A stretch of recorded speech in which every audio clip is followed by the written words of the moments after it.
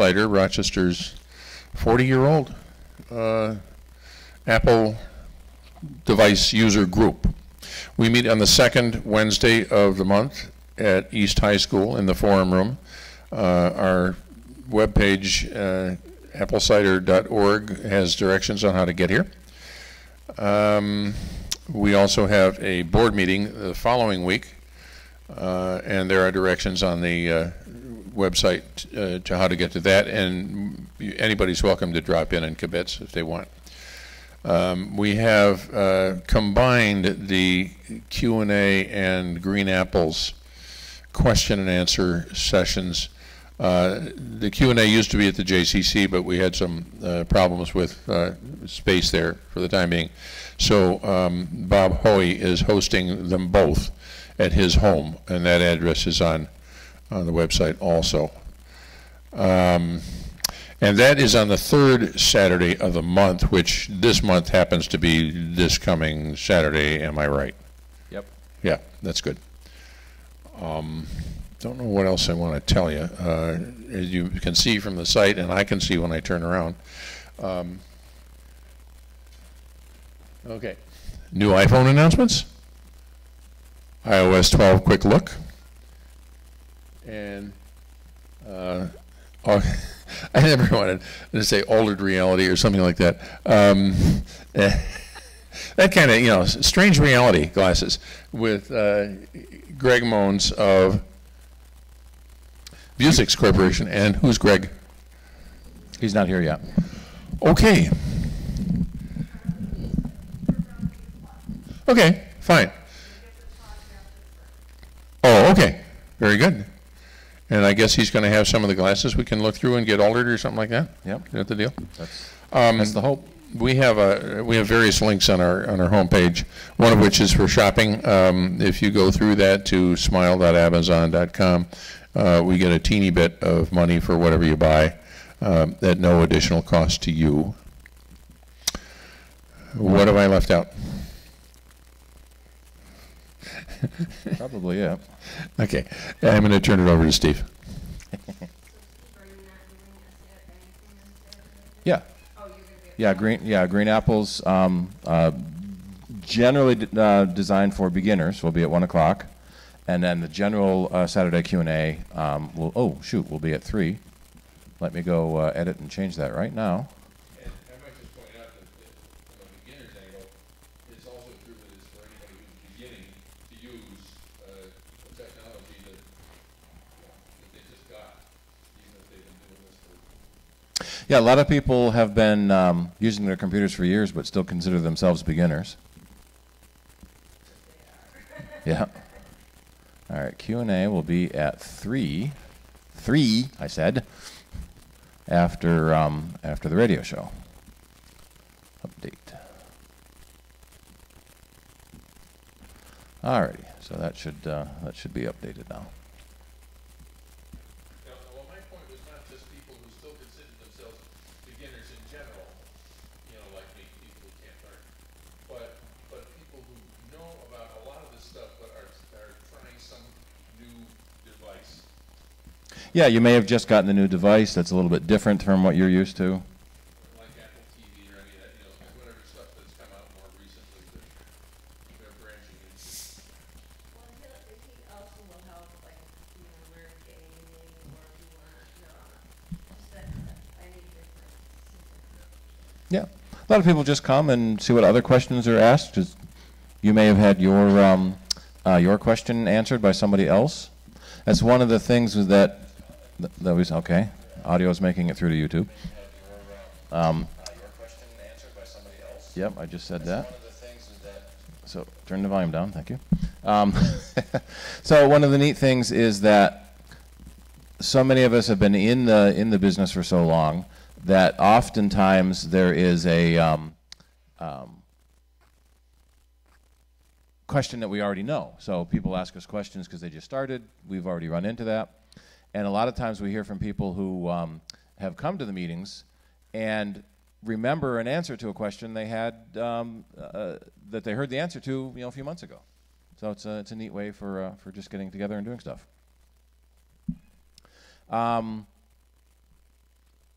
don't know. Well, let's take a couple of quick Q&A now, because I know we've got a lot of news to cover in the next 45 minutes or so. So does anyone have a question they would like to ask?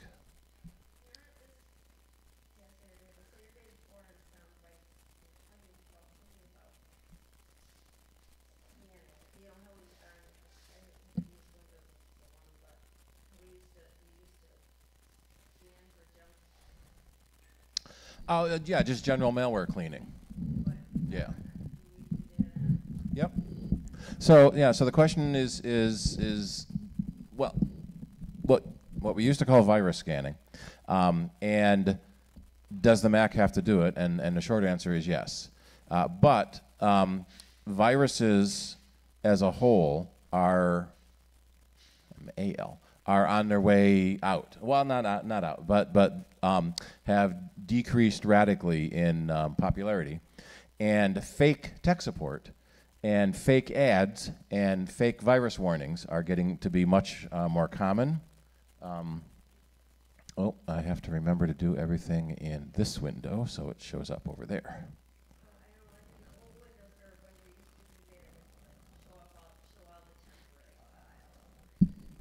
Oh, that type of cleaning. Okay.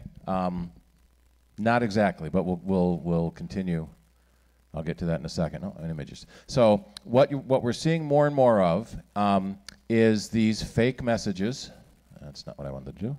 That will pop up on your screen. A lot of times they'll have an Apple logo because they know you're on a Mac, but people will still often sometimes get tricked by a Windows logo there. And you get these dire notices about things that are infecting your computer, and you better call this phone number. They're all fake, especially if you don't have an antivirus, anti-malware program running. Any message you get is definitely fake. And if you do have a program running, then the message would come from that program. So if you have Sophos or Avast or one of the other AV suites, it would have the name of the program in the window. So we're seeing these scams are getting more and more common. Some of them are very, very scary. Let me see if I can find the Homeland Security one was real big for a while, where you would actually get either an FBI or Homeland Security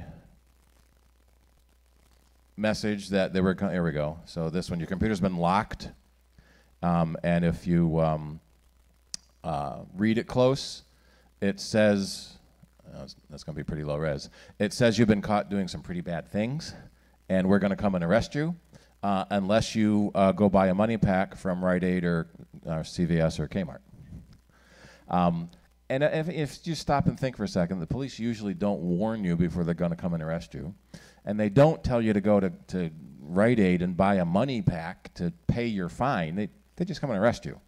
So we've heard stories from people that work at Walmart especially that they run out of these money packs, basically like a postal money order, because so many people get tricked by it. And they come in to pay these fines so they don't come and get arrested.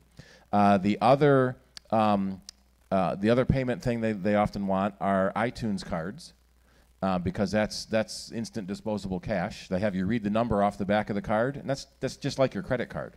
Once they have the number, they get the money, and too bad for you. And we had a couple of customers that came into our store that got tricked by these, and they bought like $5,000 in iTunes cards. Without even thinking, that specific one, it was a kidnapping scam. His grandson had been kidnapped, held for ransom, send us $5,000 in iTunes cards. So he went out and bought the iTunes cards, then thought about it and called his grandson, who was fine and didn't know anything happening. But you can't return them because they're gift cards. That's another scam. People will buy a gift card, spend all the money, and then return it. So stores won't take back gift cards. Did you have a comment? And then.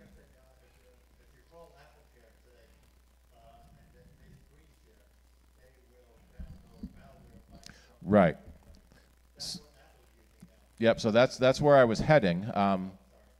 Another comment?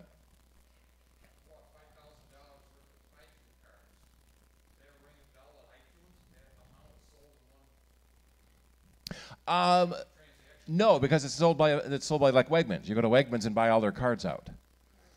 Yeah, so you're not necessarily buying them from Apple, but you can. You can go on iTunes. You can go on iTunes and buy cards. You can buy gift certificates that you send it to people. So if you want to buy an app for someone, you can send them a gift certificate. But I would hope that stores and merchants are now starting to realize this is a problem. And if someone comes up with thousands of dollars in iTunes cards, they're saying, "You sure you're doing something right?" And yeah. George, you had a...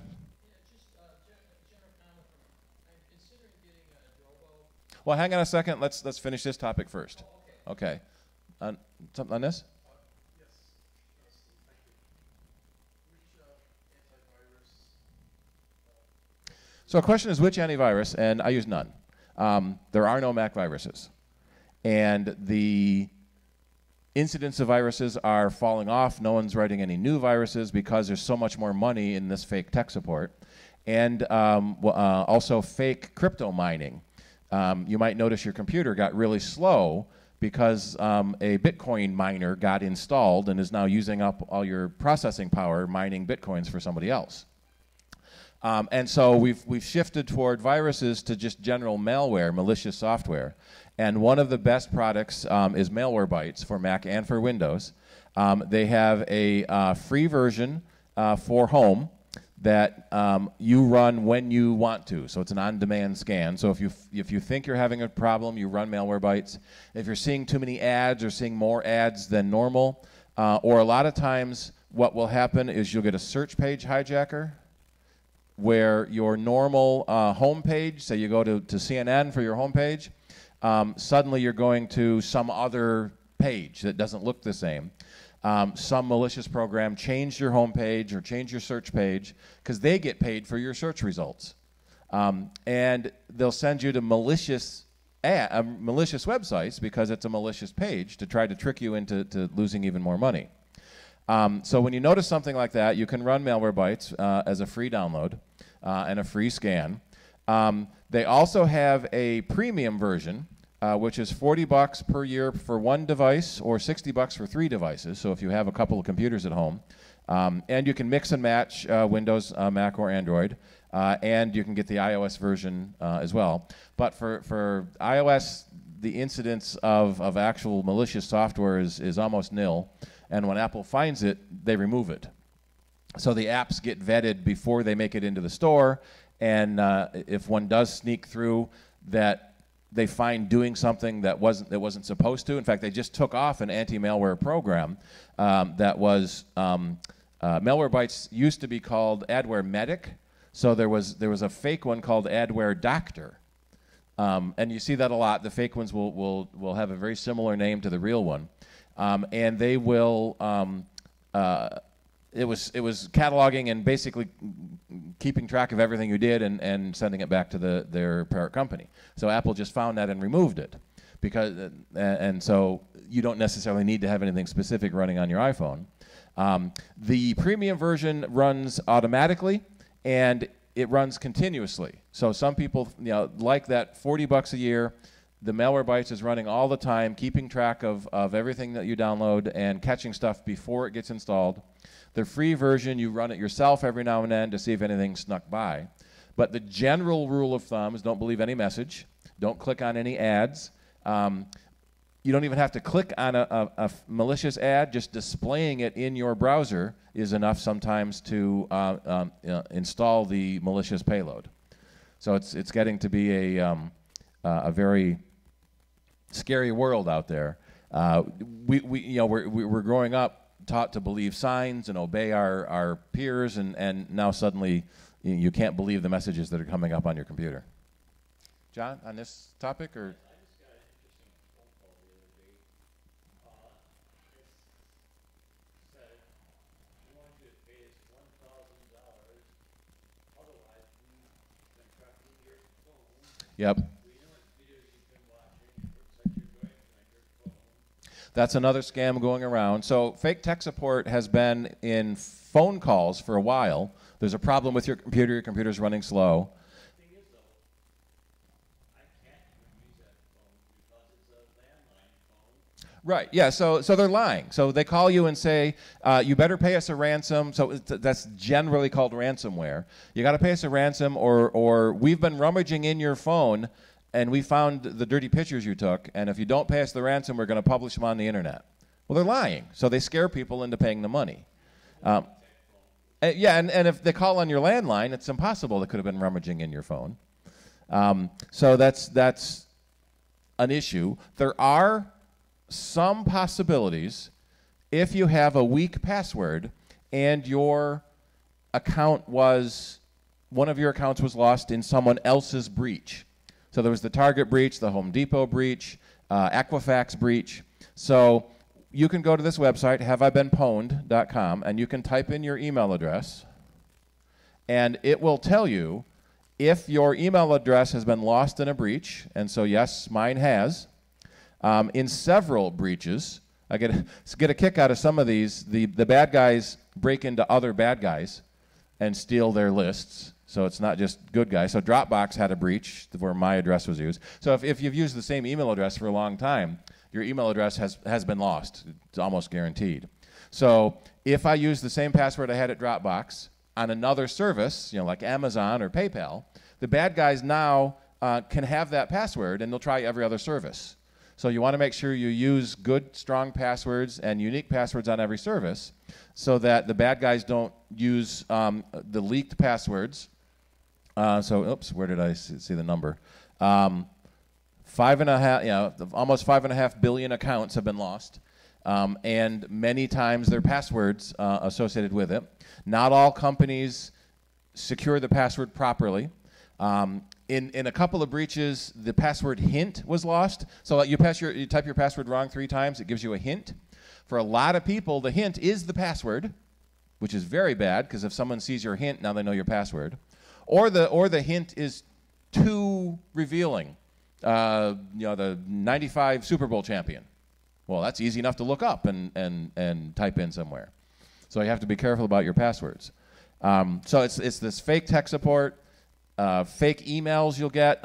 No, you didn't win the Italian lottery that you never even entered in the first place. It's very tough to keep all that in mind because they put up such scary messages that your gut reaction is, oh my God, I better fix that. All right, George for Drobo and then Frank. Yeah, thanks to you, I'm pretty paranoid about backing up my stuff. Yep. And I've got a bunch of disks, and finally, they were sort of becoming unmanageable. Ooh. So I looked online and I found Drobo, and Drobo has this Beyond RAID technology. Mm-hmm. And so I was thinking, because of the plug-and-play nature of it and the way it works, and then you could use smaller drives and couple them together to get a lot of memory. Just, do you have any comments about that? Yeah, so the question is about Drobo and backup in general. And so generally you want to have at least 3 copies of all your data. So you've got the main copy on your computer. You've got a backup copy often on a local hard drive. And then you kind of want a 3rd copy off-site somewhere. So in fire, flood, theft, you don't lose your computer and your backup drive sitting right next to it. So off-site copy, some people will back up to multiple hard drives and take one of them off-site. Some people use a cloud backup service like Carbonite or Backblaze. But if you start getting more and more data, you got to keep buying bigger and bigger hard drives. And if you have an external hard drive you store files on, you need another hard drive to back that up too. And so trying to manage all those hard drives can be tricky. And so Drobo has an interesting option in the RAID family. So RAID is basically you take a whole bunch of disks and it looks like one giant volume. And so if you're storing a lot of files, and this is very popular in video editing where files are huge, you have a lot of very big files, it's very common to use a RAID box. Generally speaking, with RAID, you need the same size drives. So you put 4 terabyte drives in, you get 16 terabytes of storage. But when that fills up, you have to replace all 4 drives. So Drobo has this thing they call Beyond RAID, where you can mix and match different size drives. And they had a picture here at one point. So a lot of people have extra drives lying around from when they did upgrade. So you just stick all these drives in the Drovo. They've got 5 bays, 6 bay. I think there's a 12 bay for Enterprise. And you just stick the drives in. And when the Drovo gets full, you pull the smallest drive out and put a bigger drive in.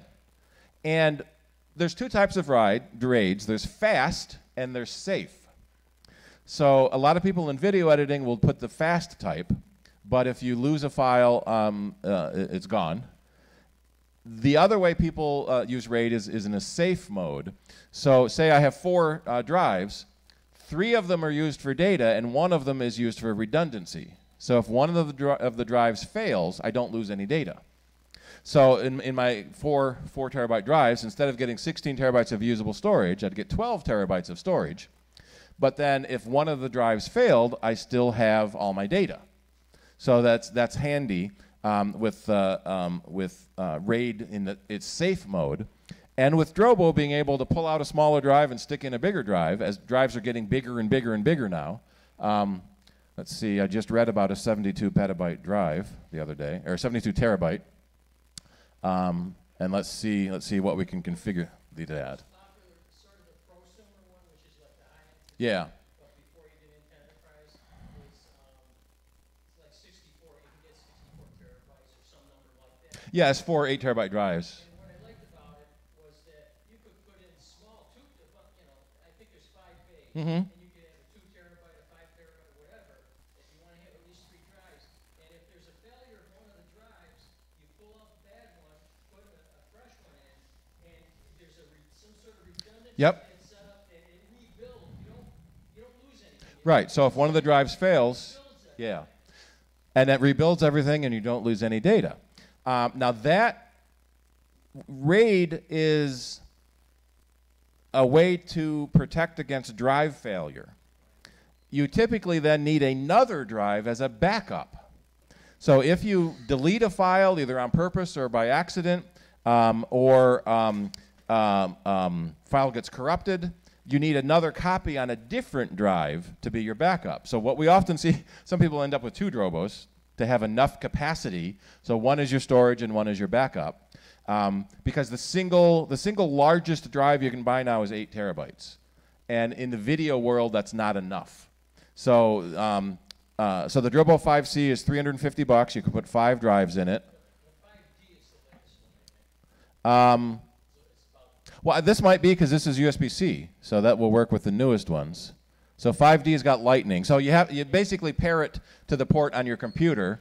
There were FireWire, Thunderbolt. I'm sorry, Lightning Fast with Thunderbolt. Or if you want to get really big, there's the 8 drive models. So we can put 8 terabyte drives. So that will give us 8 6 terabyte drives. So we can have 48 terabytes in that. Promise is another company that makes a lot of these big RAIDs. And you see those a lot in large enterprises and video production houses that need really tons of storage. The Apple Store sells the Promise RAIDs, and we've sold a few of those. So that's a way of getting much more storage than a single drive can handle. Let's see, they've got a 12 terabyte with 4 bays, and so there's a lot of convenience in having one hard drive that you put all your stuff on, instead of needing to remember that this file's on that drive, this file's on that drive over there. If you remember the floppy days, that's the way it was. And we were so glad hard drives came along because suddenly we could fit everything on one place. But now we're still running into that problem. And it's sort of back again because the laptops have gone with solid-state drives that are generally smaller than the spinning drives used to be. So you might only have a 256 or 512 gig drive in your laptop. In fact, Apple's new laptop, the 4 terabyte drive is $3,000. It costs more than the whole computer itself. So you get an external drive because Thunderbolt and now especially Thunderbolt 3 is so fast that you don't have a speed penalty that external drives used to do. So now you can get huge amounts of external storage, but then you need another one to have a backup of everything just in case. So do you have any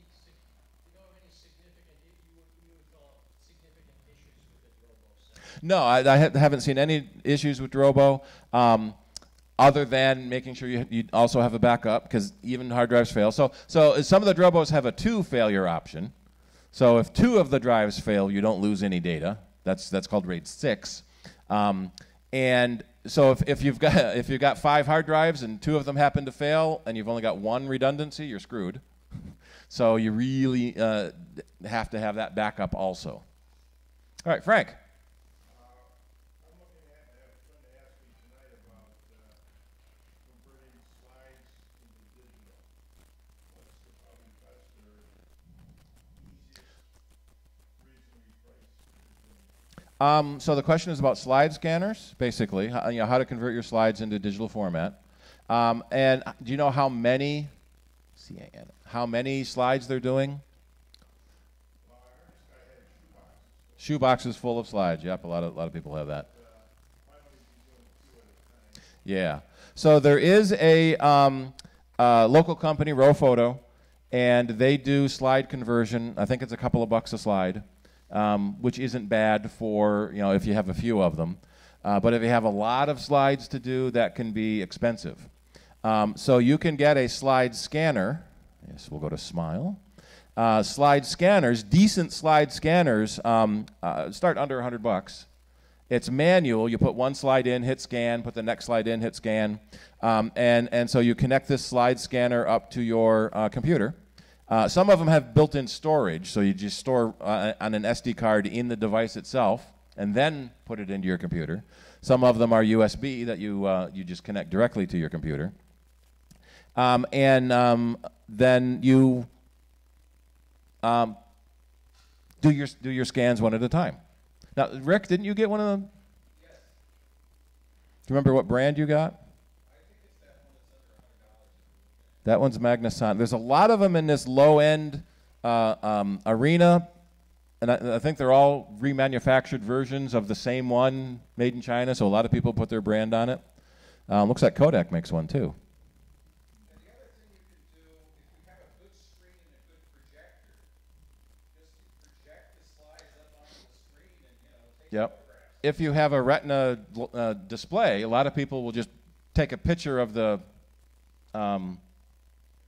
image, and if you have with a projector or a slide projector, take a picture of the image up on the screen. That's one way of doing it. Again, if you don't have very many, that's probably an easy way to do it. There are gang loaders. They get quite a bit more expensive, where you put in multiple slides, and 40 at once. For $400, it will do 40 at once. If you have a flatbed scanner, which a lot of people do to scan paper, many of the flatbed scanners have a transparency option and can also scan slides. And you may have gotten this little slide holder thing with that scanner that you didn't know what it was, and it's still in the box. Yeah, Charlie? So that $100 one is probably a reasonable one for you take your time and if you're Yeah.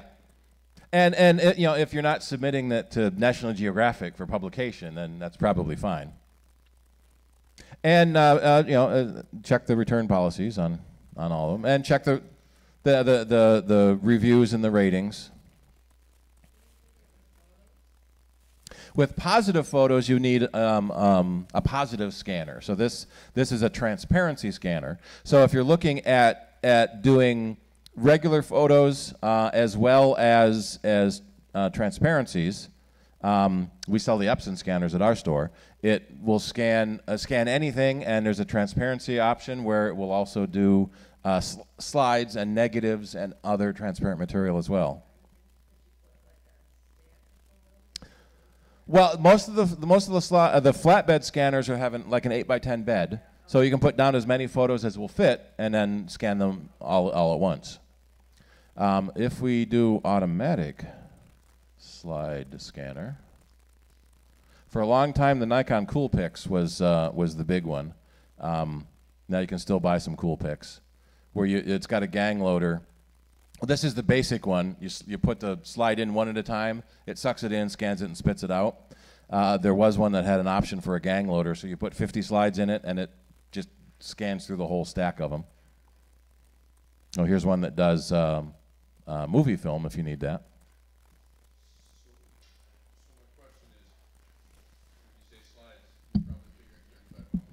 Yeah. So so some of them will also do other sizes.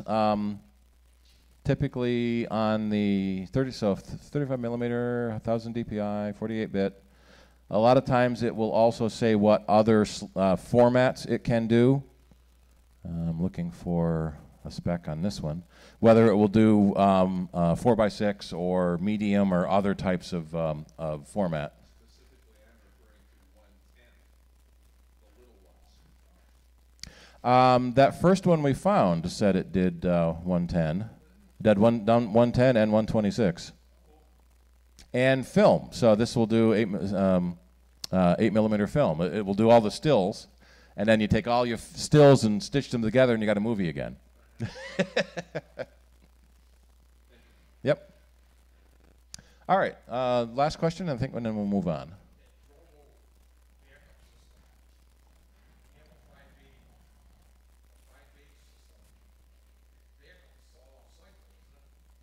Pardon?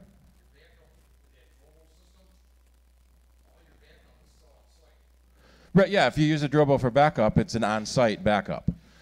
So you would still want to have some other off-site backup just in case. Big thing a few years ago, Francis Ford Coppola, his home got burgled, and they stole his computer and his backup drive and all his scripts he'd written for the last 50 years. And the ones he was writing for the next 20. And so he was just pleading to the burglars, went on the radio, just give me my backup drive. Keep everything else, just bring me my backup drive back so I don't lose all that.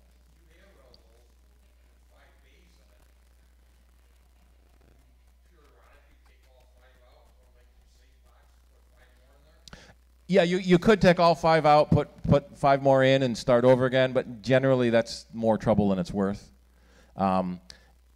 If you're thinking of, so backup doesn't have to be fast because you don't care how long it takes. The first backup will be a long time, just let it run overnight. So you would get like a 4, 5, 6 terabyte drive to do your backup, and then it's one drive that can store everything until you start getting into more data than will fit on a single drive. Then you end up with 2 Drobos, one for storage and one for backup.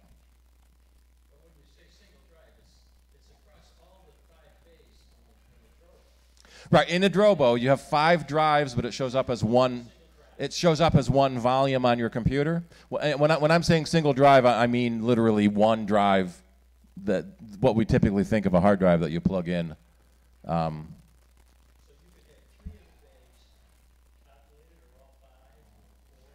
Yeah, with a Drobo, it doesn't matter how many bays you have used. You need at least 2 bays to get the redundancy. And save you from drive failure. And so with 2 bays, you get the capacity of 1 drive as your total volume.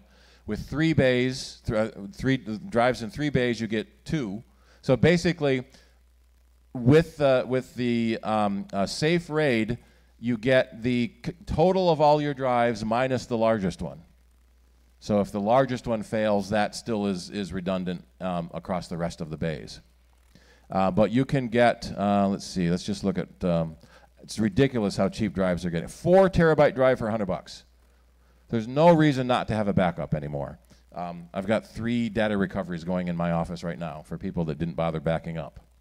And so they're going to pay us hundreds of dollars, or they might have to go into a forensic recovery company like Drive Savers where you pay thousands of dollars. We had one guy that had a RAID on his Mac Pro that failed. $5,000 minimum for them to take a look at it. And no guarantee they'll get anything. And when a RAID fails, so if one of the drive fails, all the data is lost on both drives. So that's what we call scary RAID. It's fast, but not safe. So that's why we differentiate between fast RAID and safe RAID.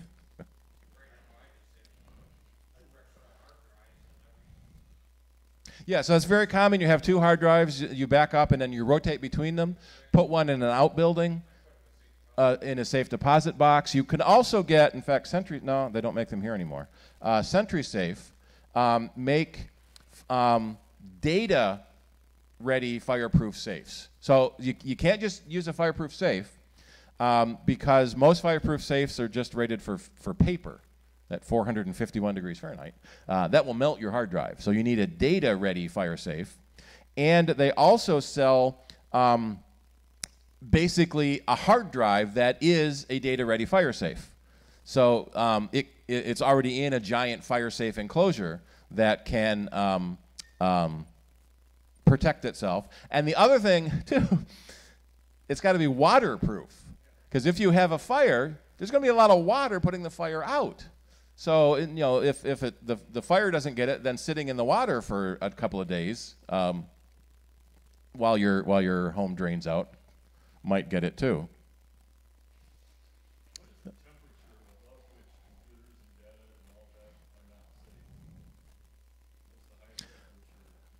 Well, generally about as high as you'll survive yourself.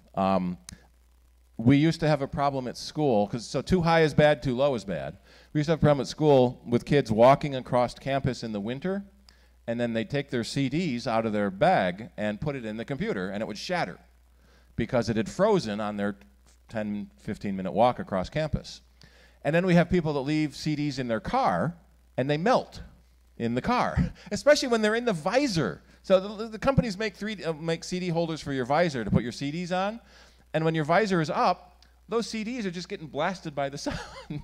So that's really bad. Generally speaking, in fact, every electronic device usually has an operating temperature on it. It's what is it? 50 to 95 is the general operating temperature. Over this past summer, we had several people bringing their computers in saying they were running hot. Yes, they are. It's 100 degrees. And the computer is running. In fact, do I have my, let me run my, fan controller. So my computer, my airport card is 136 degrees. My CPU is running 170-something degrees. So that's inside the computer, trying to dissipate the heat out the back. And what a lot of people inadvertently do is they'll set their computer on a soft surface, a bed or a couch. The feet on the bottom of your computer are on your lap. We can't call them laptops. You put them on your lap, you're going to burn your legs. And the air can't circulate underneath. The feet are there to lift your computer up a little bit so the air can circulate underneath. I'm actually using a cooling pad, so it's a little thermal pad that draws the heat away from it.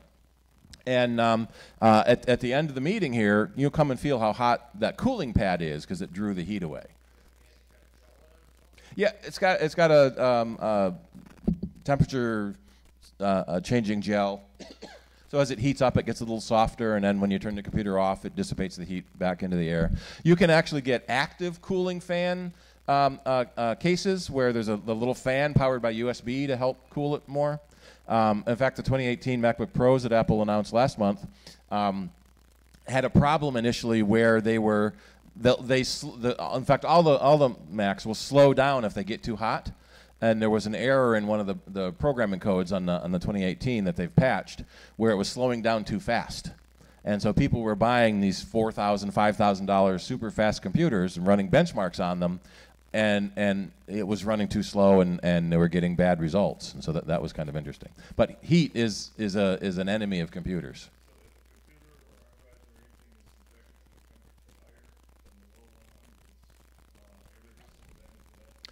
Not irreversible damage, but you should let it acclimate back to room temperature before you try using it again.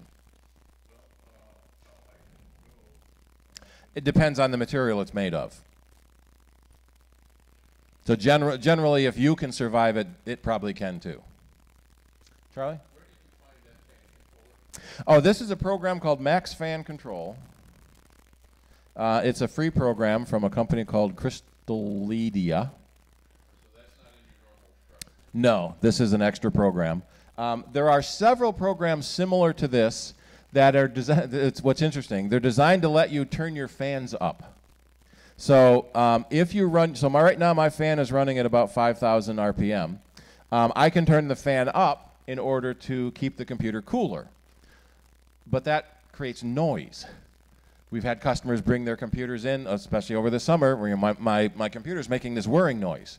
Yes, that's your fan trying to keep it cool. Don't stop that.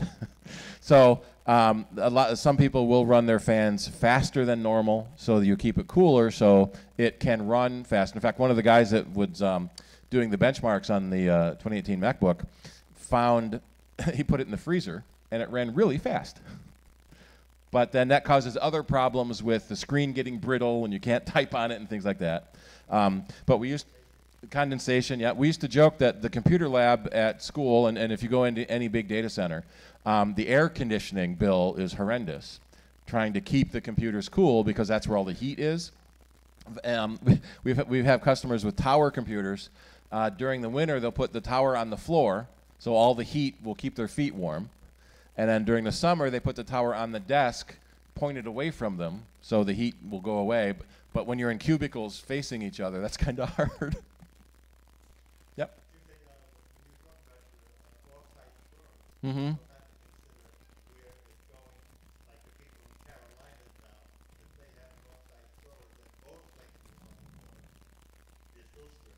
Right, yeah, so if you have off-site storage, using Carbonite or one of the other services, and it's not going to find, oh, it did find it.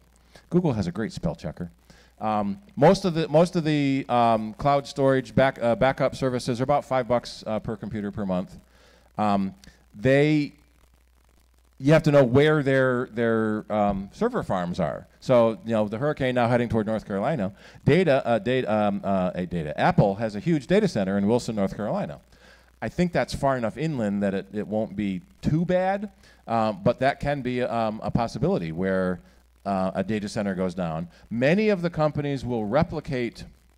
I wonder if they have a list of that anywhere. Many of the companies will have a replicate service where they store your data on multiple servers around the country just in case of that. And in case if there's an internet outage, a backhoe somewhere cuts an internet line and then you lose contact to your data, that's horrible.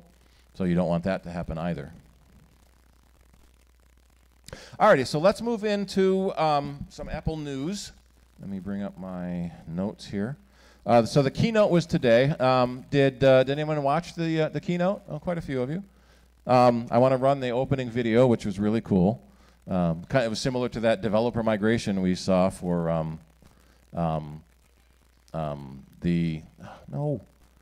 can't type and talk at the same time. Developer migration at the developer meeting. And while I was taking notes, what are you trying to do too many iCloud.coms for? We had a customer come in and on the second half, so I had to race through my notes. Yes, I know. Yes, I know. I'm logging in into my own system. Gotta trust this browser. Many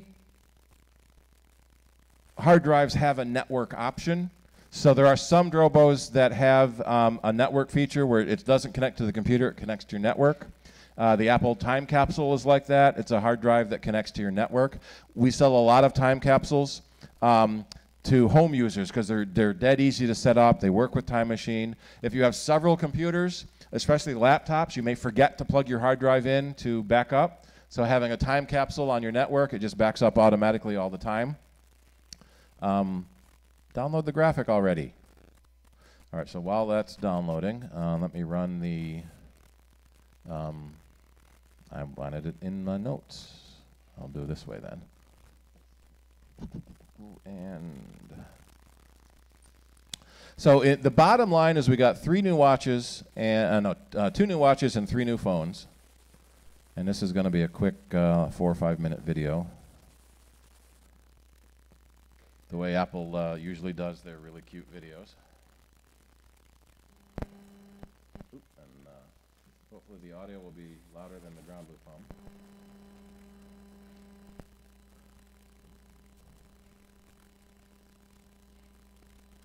Come on. There we are. Steve Jobs Campus. Oh, I know what I did wrong. Pause. I have to tell the output device to go to the computer.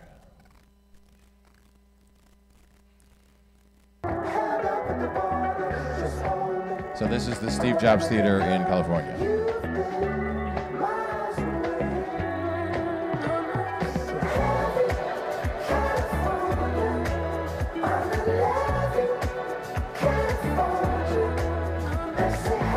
Anyone been there? No, but the pictures are just gorgeous.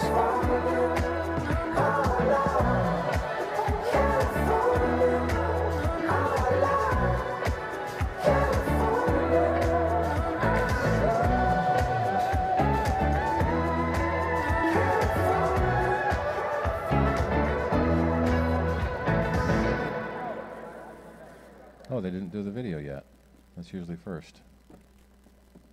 So everyone in the audience has their computers to take notes on. There we are. So there's the new Apple campus, the spaceship campus.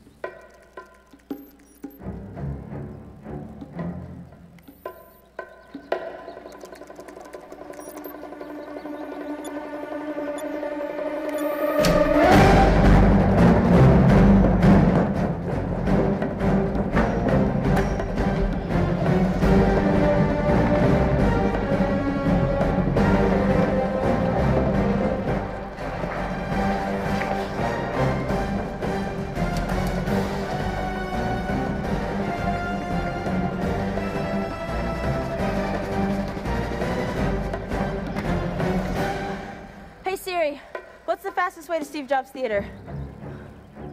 Take a right. Then in a quarter mile, take...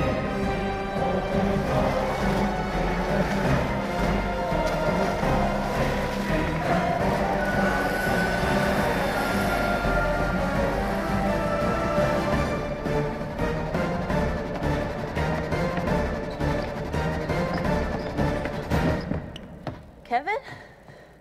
Shouldn't you be at the event? That's a serious upgrade.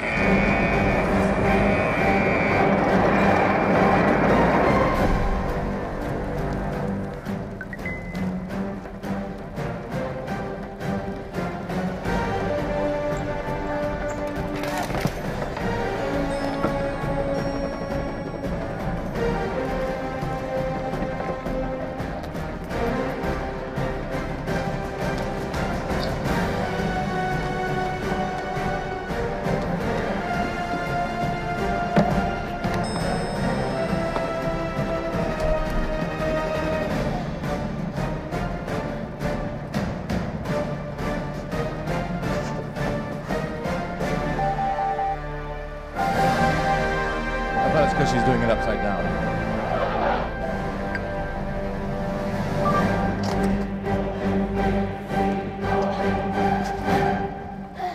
Is that it?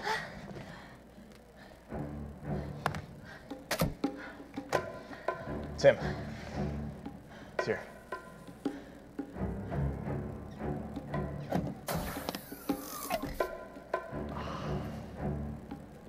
The clicker.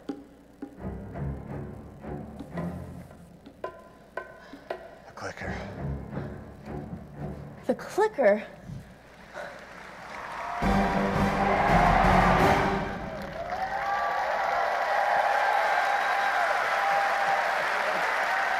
Thank you. Thank you. Thank you. So that was really cute. They've got a really great creative team doing this stuff. Mission Impossible. So they probably paid a fortune for that because they pay all the royalties. So basically, we got a new watch, watch Series 4. And you can tell it's Series 4 on this picture because Series 3 has an entire red ring, or a red digital crown. Series 4 only has a red ring on the crown. So you'll be able to tell when someone has a Series 4. Because you have to be able to show off you've got the new one. So they have done some really cool things. Basically, the The watches are now slightly bigger. So they used to be 38 and 42 millimeter. Now they're 40 and 44. The screen now goes all the way to the edge and kind of curves around the edge. So the screen is 35% bigger than it was before. So you can fit many more complications. And so, excuse me, that was one of the things they really touted, is how many new complications you can put. And I just love that word. If you're a horologist, then on a watch, every little thing extra that it does, you know, your date and time, your phase of the moon, that's called a complication, because it really complicates the gearing in the watch. So we just carried that term over into the digital world. And let's see how long this film is, and we can watch the film. They've done a lot with health that we'll talk about in a moment.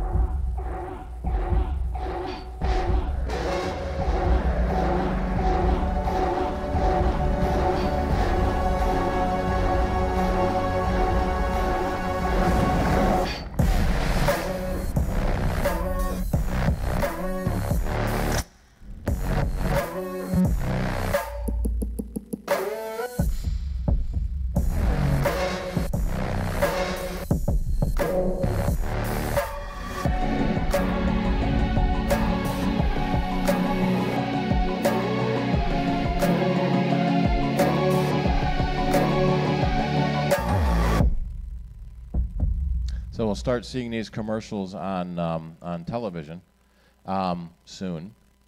Let me back up a second here. So the digital crown now has haptic feedback. So when you rotate the crown, you feel it rotating like a traditional watch.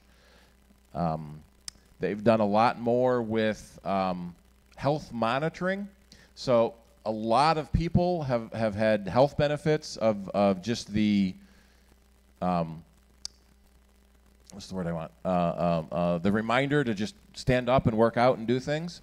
They have enhanced that quite a bit because there was a heart rate monitor in the previous watch. They got a lot of data from millions of people, and actually were doing heart rate studies. And so now they have a ECG or EKG, depending on your hard C or soft C, an electrocardiogram, is now built into Series 4. And it's FDA approved, and it will watch your heartbeat, and will they probably have a picture of this down here somewhere. It will warn you if your heartbeat is abnormally low, or if your heart rate is irregular and you might be going into AFib. There have been countless stories about people who've been saved because their watch told them your heart isn't beating quite right. Why don't you go to a doctor right now? And so that has been quite a bit. There's a new watch face called Breathe that you're supposed to get up every now and then and act, breathe and stretch, and so it helps remind you to do that.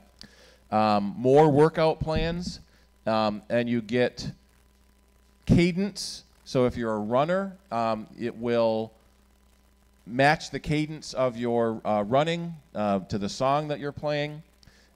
And you can track your previous runs, so they've done a lot for running and workout. It is still sweat-proof and swim-proof. More motivation. People want to close their rings, and you can have friends and share your workout data with them. So your friend closes their step ring before you do, so then you got to get more steps than they did. Let's see. They've really built up the cellular ability so that you can use it more without a phone handy. So like at a basketball court, your phone's in your locker, you can still get your messages, you can listen to music, you can stream your podcast, you can use your Siri, all on the watch, independent by itself. Do you have to pay extra for it? For the cellular, yes. It's usually tied to your cell phone bill. And with most cellular carriers, It's like having a cellular tablet. You know, you add a cellular device, usually like $10 a month, to add a second cellular device on your account. They have more models available. If you want to pay a fortune, you can get the Hermé models. Let's go into the compare.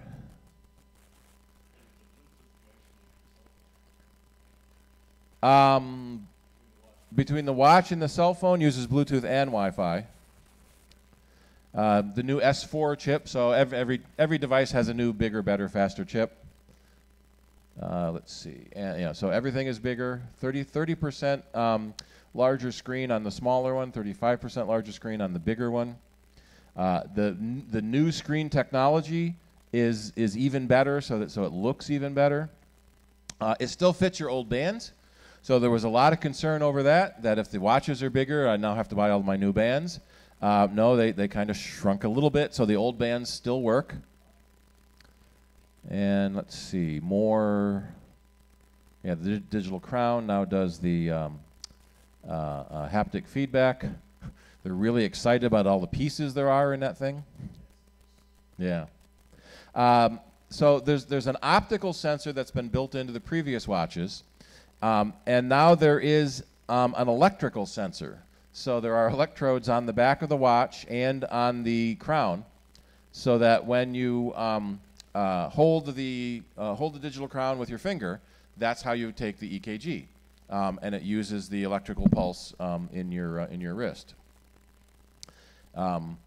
Everything is because the watch is a little bigger. There's more room for everything, and they have shrunk more and more stuff to be on a single chip, so there's more room in the watch for more things, like the GPS they added, the cell chips they added.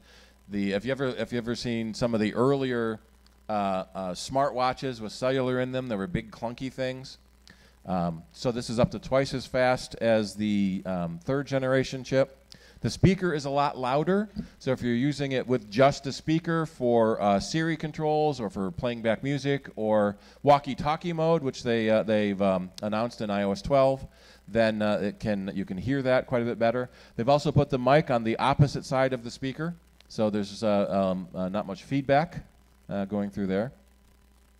Let's see, the health monitor we talked about that. So let's see, let's look in the lot of stuff in health. They had a little video here. So there's your ECG.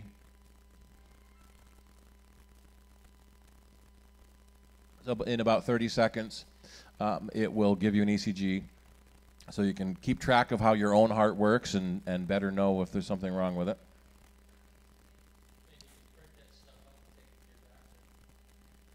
Yeah, it's stored in the health app in your phone. Let's see.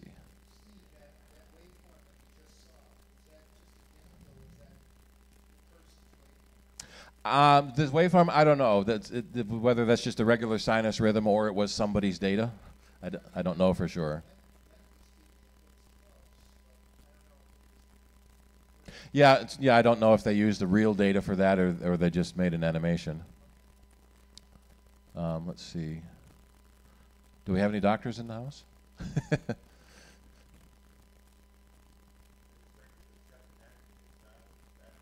Yeah, it's on a 7-nanometer process, which means they can make more chips out of the same piece of silicon.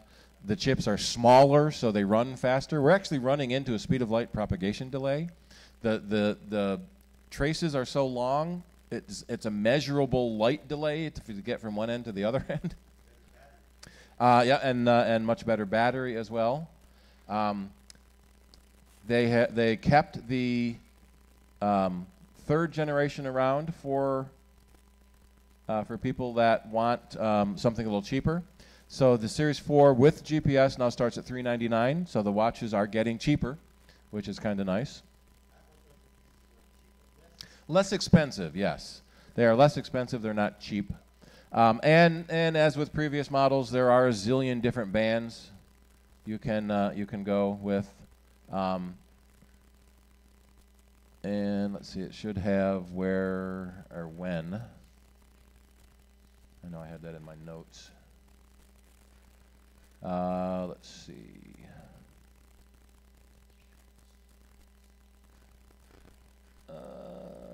Didn't have the date on that one. So that should be here at the top. So filter. So I want, let's look at the Hermé band with cellular. Now we're up to $1,300. So we want something super whiz bang. So $1,500. They don't sell the $20,000 gold watch anymore. So all of you that bought a Series 1, or actually Series 0 gold Apple Watch, you're out of luck. Let's see. Availability. When did they say it would be available? I know I had it written down. 14th? Thank you. September. So probably pre-orders this Friday. So that's this Friday, right? Pre-orders this Friday. Yep, here we go. Order by 9/14, and then availability is usually a week later. So if you really want one, pre-order it. Otherwise, you'll probably have to wait a couple of months because the pre-orders usually sell out the first runs. How many people have an Apple Watch? A couple people interested in getting the new Series 4? And sell. Then you can sell your old one to pay for the new one.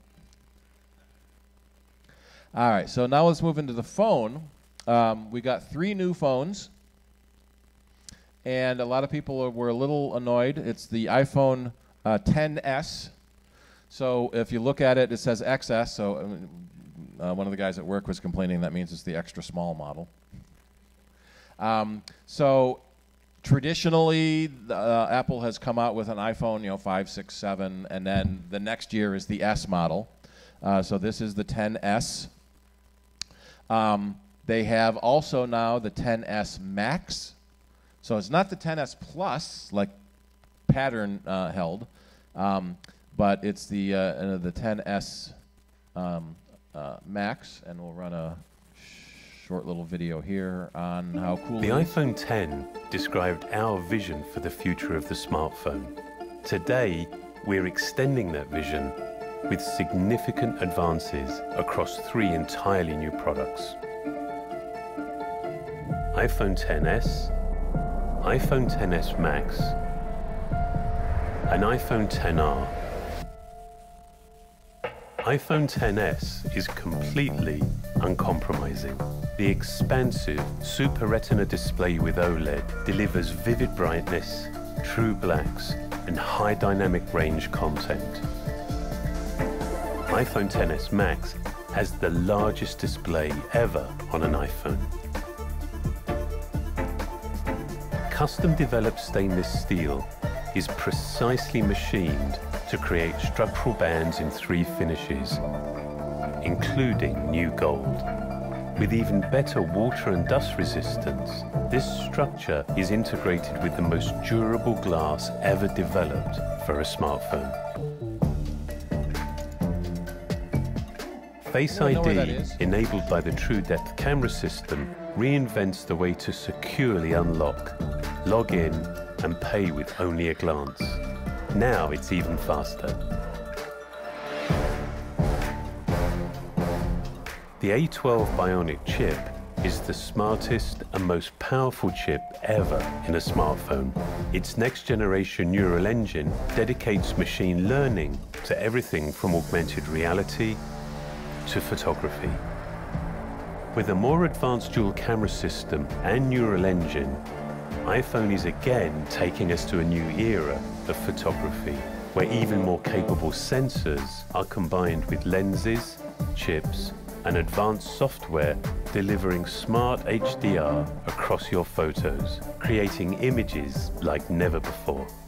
Portrait mode on both the back camera and front True Depth camera now features more nuanced, software-enhanced, adjustable depth of field.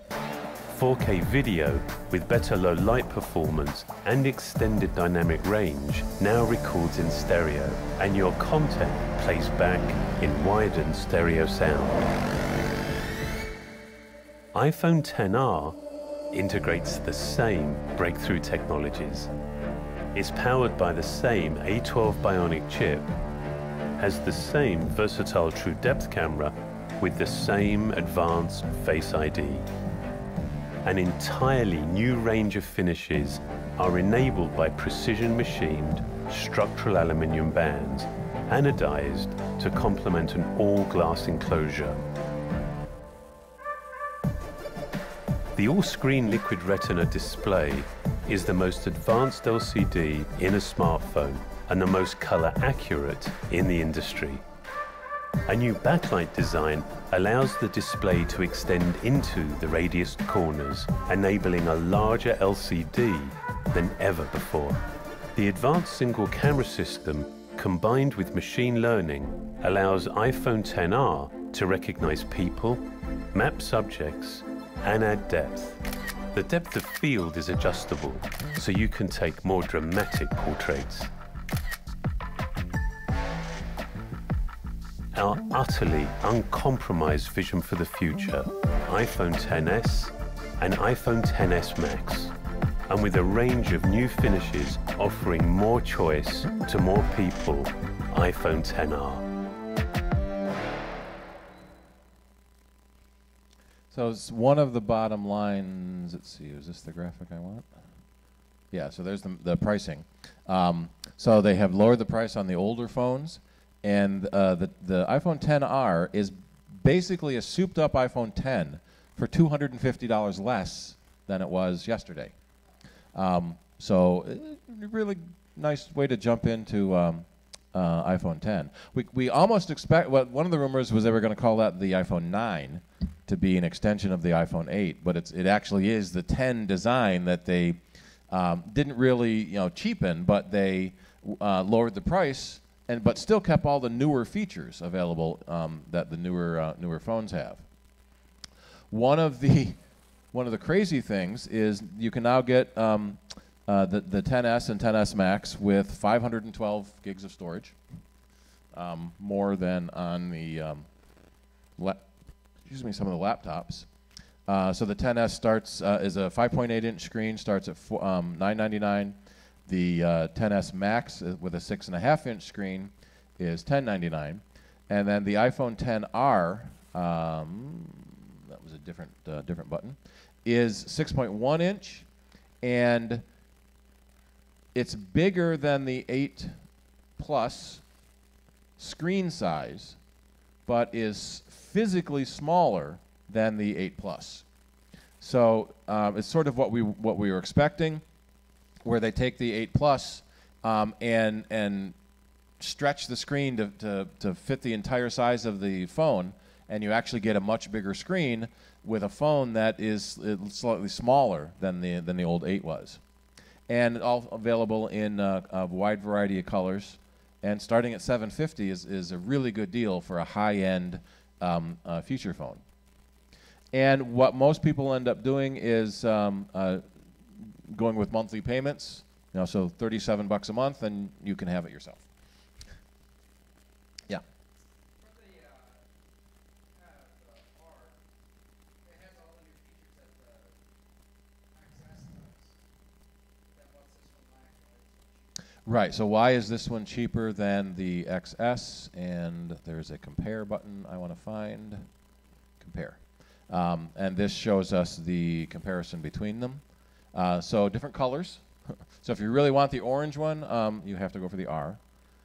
Let's see, camera's the same, Face ID, the chip is the same. Water resistance is less in the R, so if you want to be able to swim deeper with it, I guess, you'd have to go to the other ones.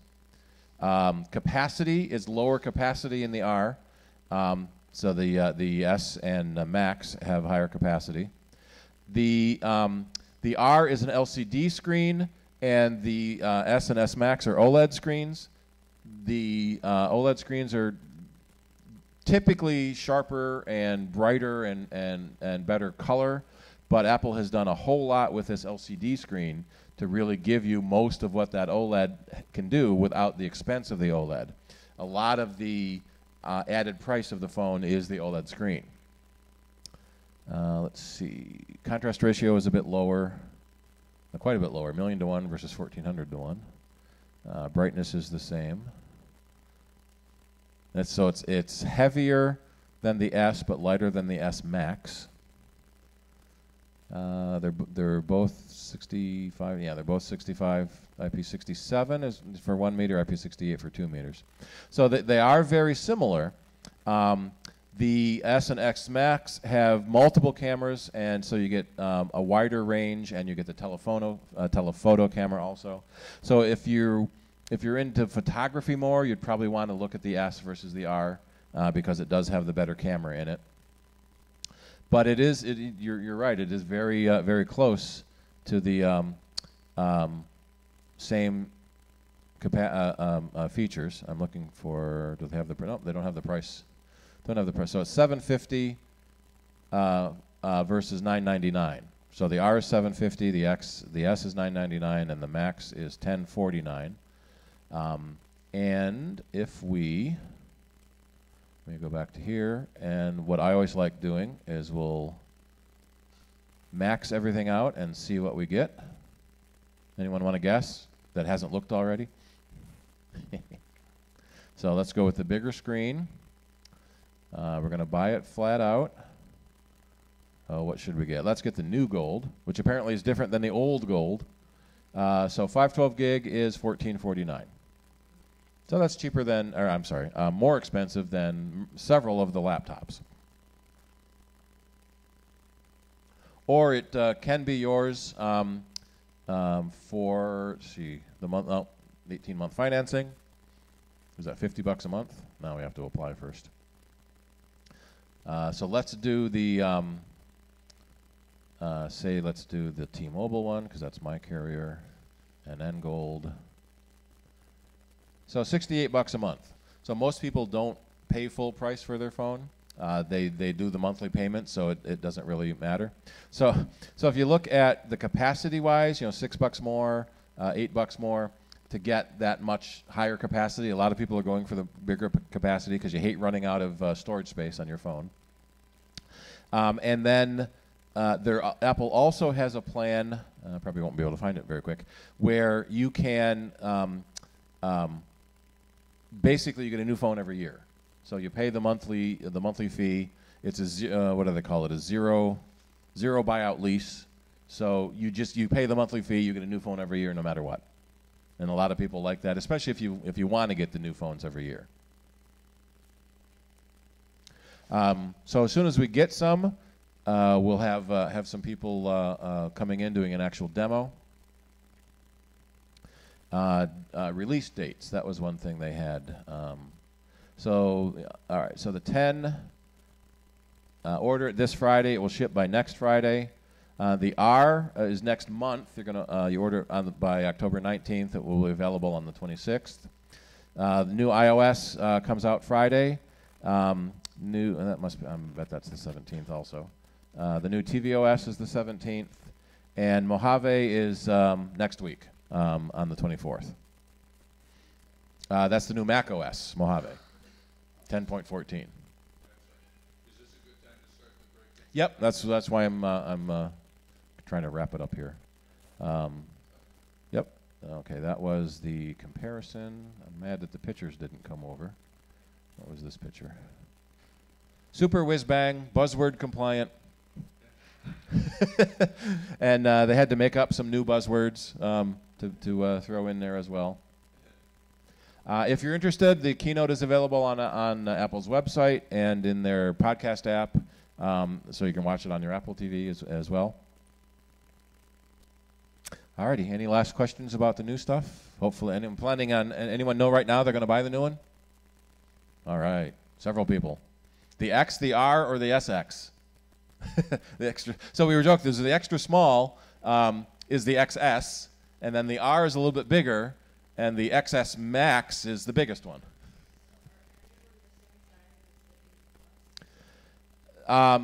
The Max, well, actually, yes. The all of them are the same physical size as the 8 Plus, but they give you much more screen space than the 8 Plus did. And the Max gives you even more screen space than the 8 Plus did, at the same, just about the same physical size of the 8 Plus. Yeah, well, the cases might have to change. We don't know for sure yet. Alrighty, so we are going to take a break. We have refreshments out in the lobby, thanks to my wife Shirley. I can take donations. I can take donations and memberships down front. Did Greg come in? Did I see him? There he is. Yep, saw him sneak in there.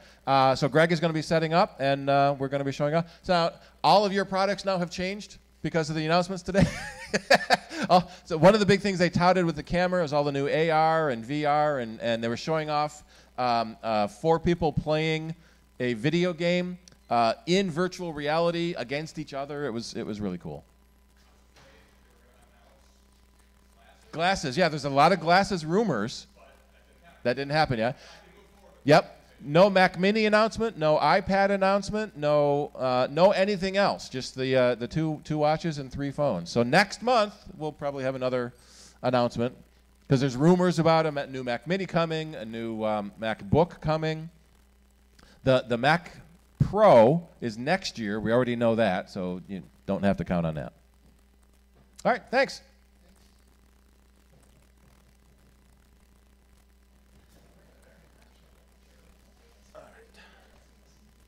Panic, confusion, mayhem.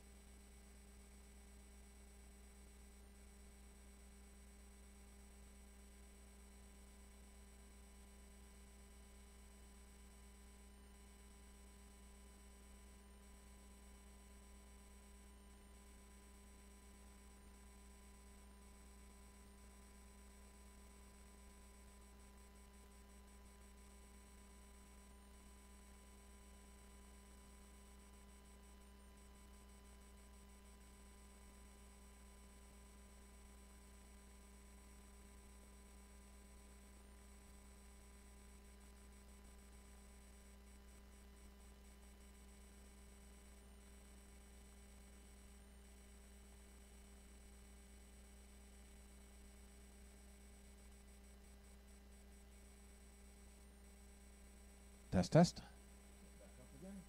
This mic good? Yep. Alrighty. You've actually got a switch on yours.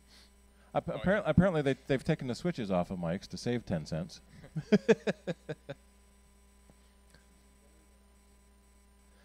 Yeah, we always got that click of the switch going on and off. And then the first thing anyone does when they walk up to the mic is they hit the switch, even though it's probably already on because the sound guys already set it on for them. Alrighty, so welcome everyone. We are going to have a presentation on VRware from Greg Moens. That's right. Moen? It's you related to the bathroom fixture? I am not, because there's an S on the end. So. Ah. So we joked that my wife is related to the Pontillo family, but not close enough to get free pizza. Yeah. So she's missing the S, and I have the S. Ah, yep. Is that Cool. All right, I think we can turn it over to you and make sure all of our video is running. I'm going to turn me off and just have you. And we'll turn some lights off so we can see the screen. Okay.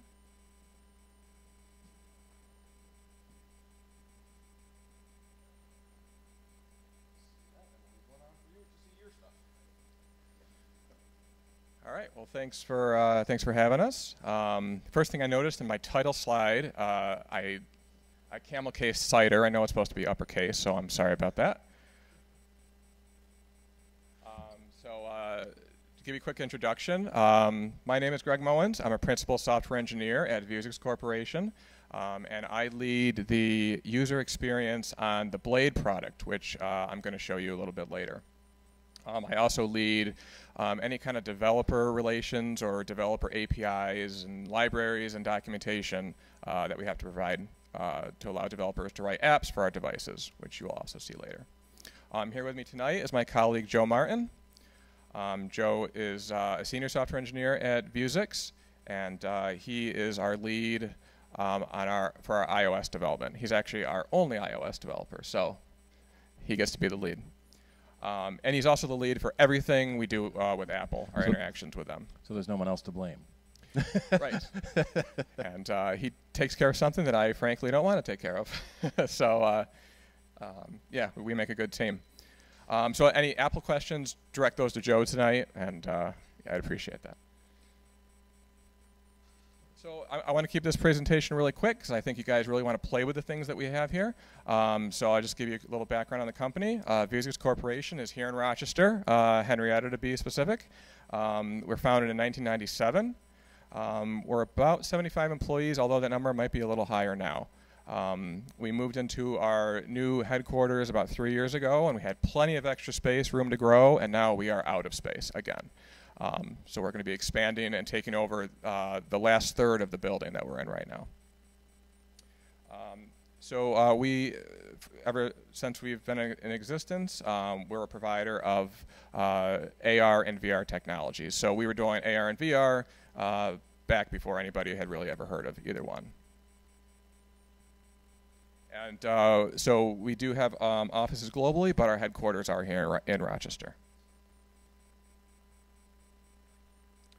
So I want to start out by just showing you one of the products, one of the older products that we developed. It's called the Vuzix eyewear, and it's a video headphone system. This was actually pretty much when I first started at Vuzix about 3 years ago. It was pretty much, you know, development was finishing up, and it was out available to be purchased. And so the video headphone unit, I have one with me here.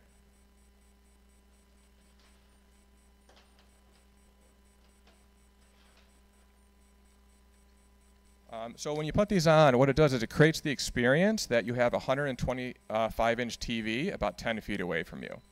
And then obviously there's the audio built into it. It has an HDMI connection. So really you can plug this into anything that has HDMI out, whether that's a DVD player, Blu-ray player, or gaming console. It is 3D capable, and it supports many different flavors of 3D, depending on what your equipment puts out. There is motion tracking in this device for gamers. And yeah, this is, I think, so this was originally like a $700 device. And if you notice when our website was flashing up on the screen here, we've actually lowered this device down to $99. It's pretty much at this point, it's older technology. It's probably, you know, it's at the end of its life cycle, but still an interesting unit. I don't know if we have anything to plug into it to try it out, but you can definitely try it on and you know, feel how it feels on your head.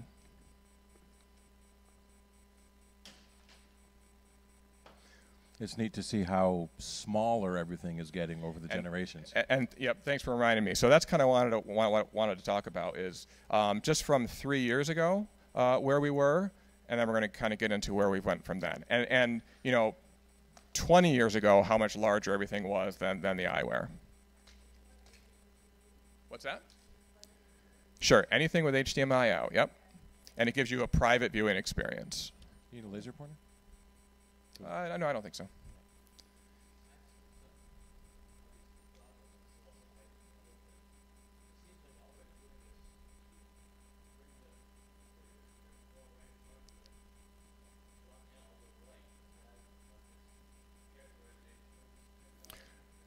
It can do that. There's actually one nice feature about this unit compared to some others is it is open, basically from your cheeks down, so you can look out and still see, you know, the real world out here, and then look up and be immersed. There is a light shield though that comes with it, so you can fully immerse yourself in it if you wanted to. Another popular use for this, I guess we didn't really anticipate when it was made, but drone racers really like the eyewear. At one point, it was the only digital set of goggles that drone pilots could use. Everything else was analog.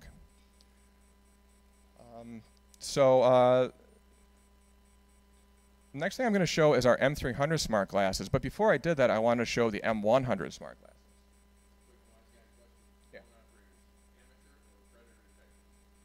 Yeah. Like amateur drone racers. Yeah.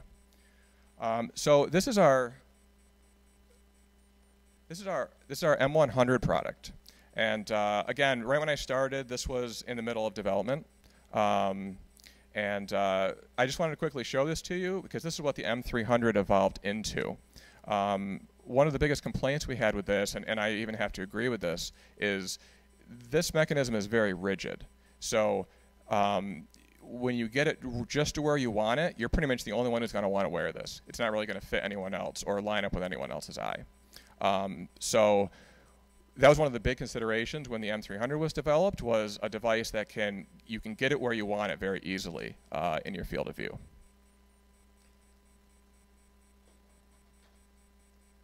So the M300 smart glasses, they are an Android-powered head-mounted computer. We'll show you the display and how adjustable it is. It has Wi-Fi and Bluetooth on board. There's a built-in camera and a whole bunch of sensors like GPS, accelerometer, gyroscope. One of the most improved features with the M300 is it actually has a hot swappable battery.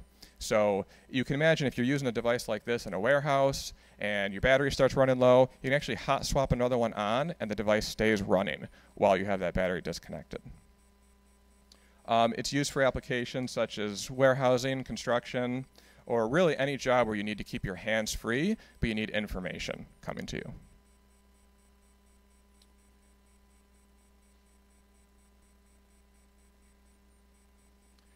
And we also have, for all those different industries, we have many different mounting options, including prescription glasses or safety glasses, and hard hats, headbands, many different choices.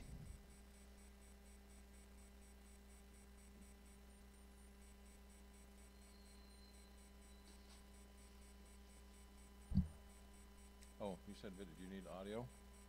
Yeah, do you want me to? I do not have.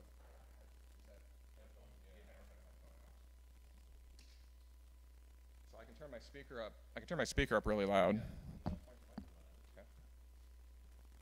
So this video is just going to show one example of.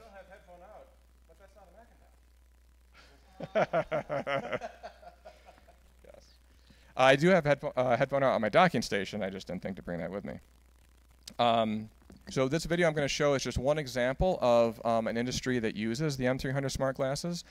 This is a company in the Asian territories that they run like airport operations, so like food service, baggage service, maintenance service on airplanes. And before using the M300, they were doing everything on clipboards and papers and pencils. This quick video just shows an example of the ways that they can be more efficient with the M300. I'll see if I can get the audio working for everyone.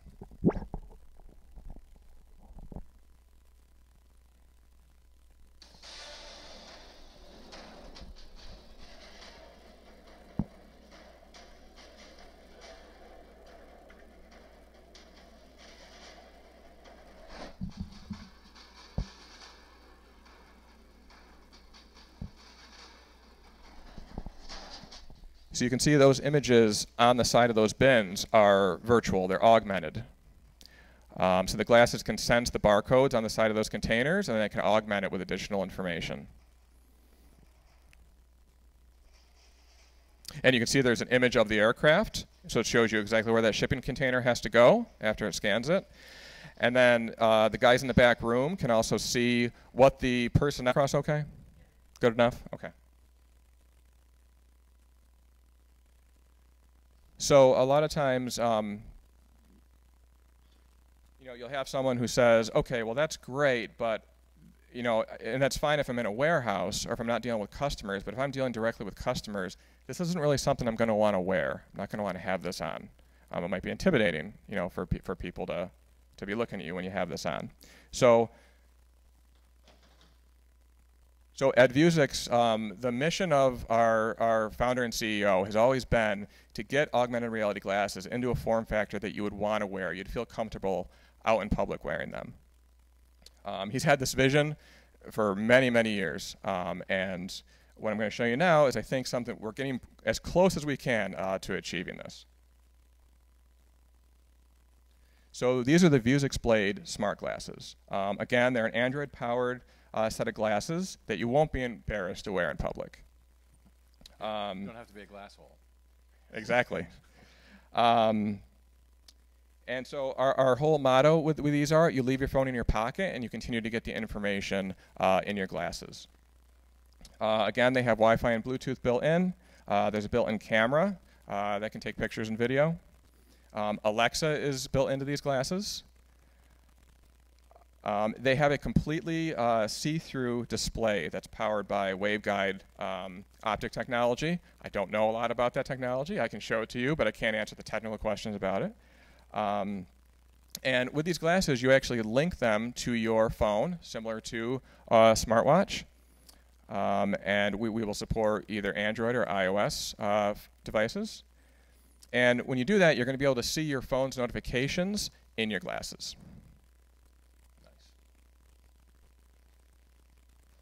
So what I have next for you is just a quick promotional video, a part of the teasing campaign that we released right before we took these glasses to CES this past January.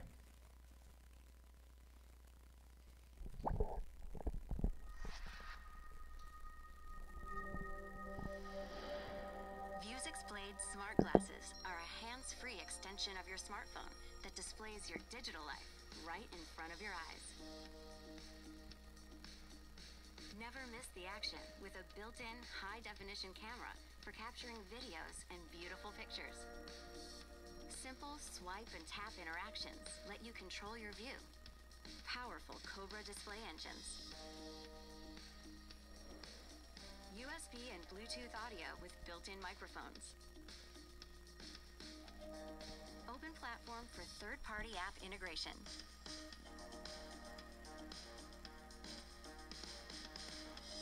Be connected, stay informed, and never miss a shot. Your digital life is important, but you find yourself staring at your smartphone all the time. With Vuzix Blade, being connected can be much more than that. It's about staying engaged with the conversation you're having and leaving your phone in your pocket. With Vuzix Blade smart glasses, you stay connected connected to your digital life while staying connected to your real life. Receive all the notifications you select, like messages, breaking news, and smart home alerts while your phone stays in your pocket. Vuzix Blade is instantly there to keep you informed.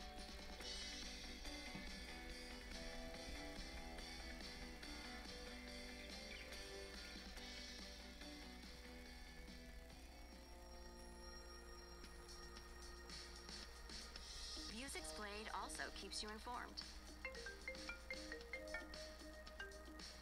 Hey, yeah, I'll be there in about 20 minutes. Answer phone calls and receive clear, concise directions you set up on your phone. Stay informed about your performance with connected devices. Keep focused on the open road, backwoods trail, or city streets with turn-by-turn directions displayed in front of you.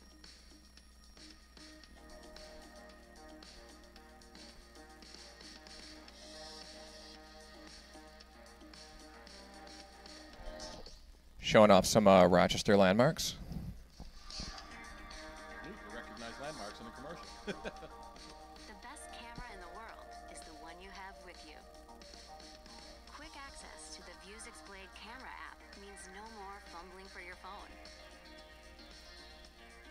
With just a tap or a simple voice command, capture or record the most special and unexpected moments.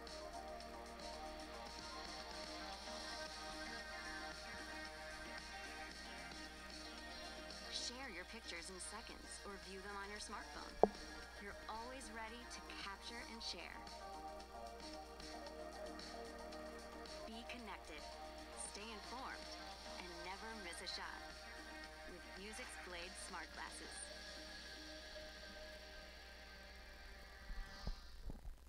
So clearly when we were putting these videos together, we said being a Rochester company, we have to show off Rochester in these videos. So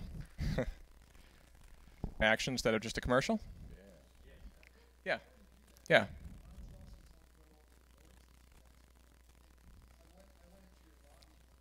Yeah.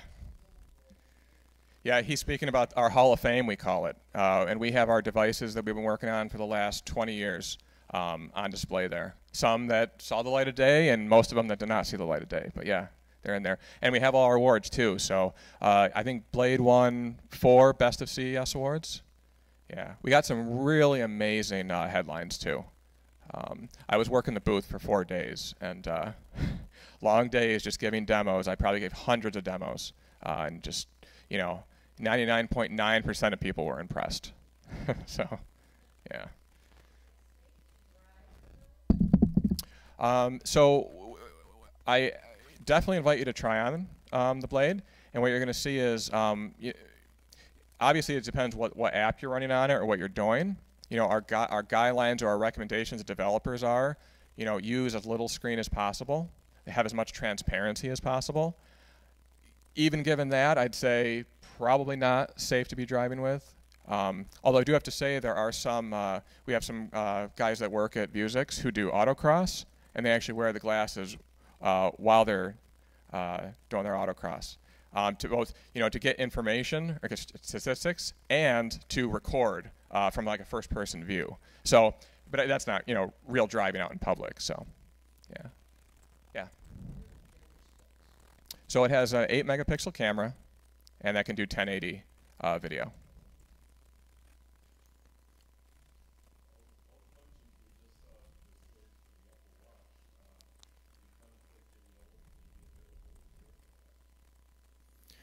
We hope to tie into your phone, like HealthKit, and we don't want to be another HealthKit. We just want to integrate with it and show you information. So if your watch is collecting data, sends that to your phone, then we're going to connect to the phone and we're going to get that information and display it for you.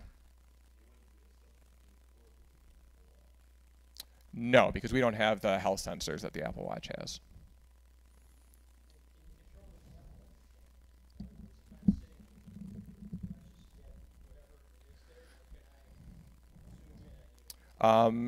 If there wasn't any zooming, it would be digital. Our camera right now does not have any zoom in it. What you see is what you get. and there's no, and it's also fixed focus as well. Yeah.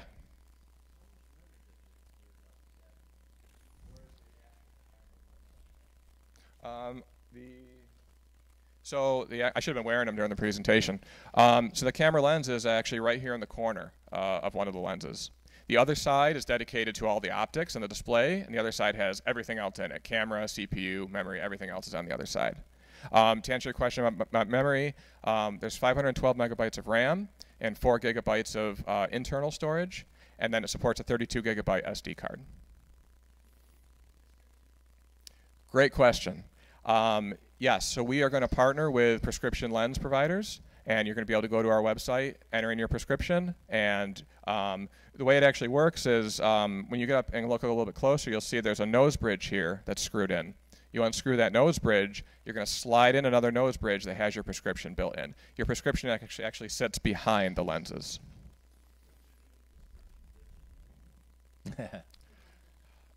So like display a corrected image on the display.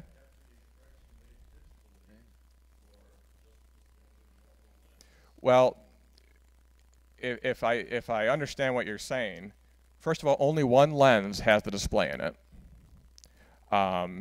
and it's a fraction of your field of view. So, and you're going to see a I guess an augmented real world on top of real world, and a transparent display that probably won't work too well. Yeah.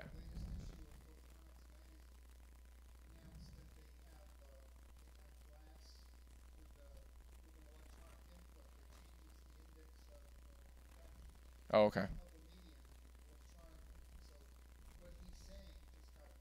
Oh, okay. Okay. Yeah. One thing I will say, with the M300, now that has a little bit different display, whereas this is fully transparent. The M300 is opaque, and you kind of put it where you want it in your field of view. There are actual people with low vision who can use the M300, and they can see, even though they're low vision through, you know, like I know we work with Wounded Warriors Project to get vision back to veterans. So something like that where you're actually correcting vision would probably work better on the M300.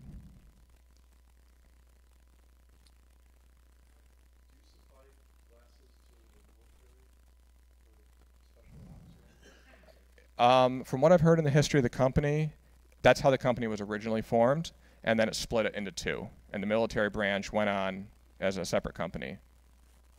And that's not what Vuzix does today. All right, I don't want to run out of time because I want everyone to play with these, but we'll just give a quick demo.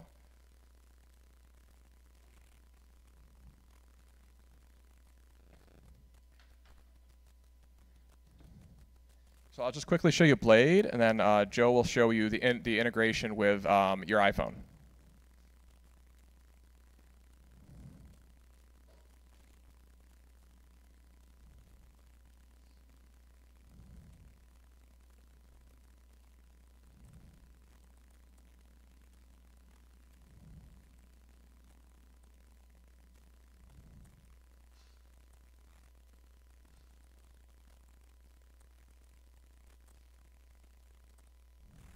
Okay, so what you're seeing up here is a screen mirroring of what the Blade display is actually showing right now. And now you get a different experience when you actually look through the glasses, because up here on the mirror, wherever you see black, you're going to see completely transparent in the glasses. So use your imagination for a little bit until you actually come up here and try them on. So the touchpad over here on the side, what you're looking at right now is the home screen.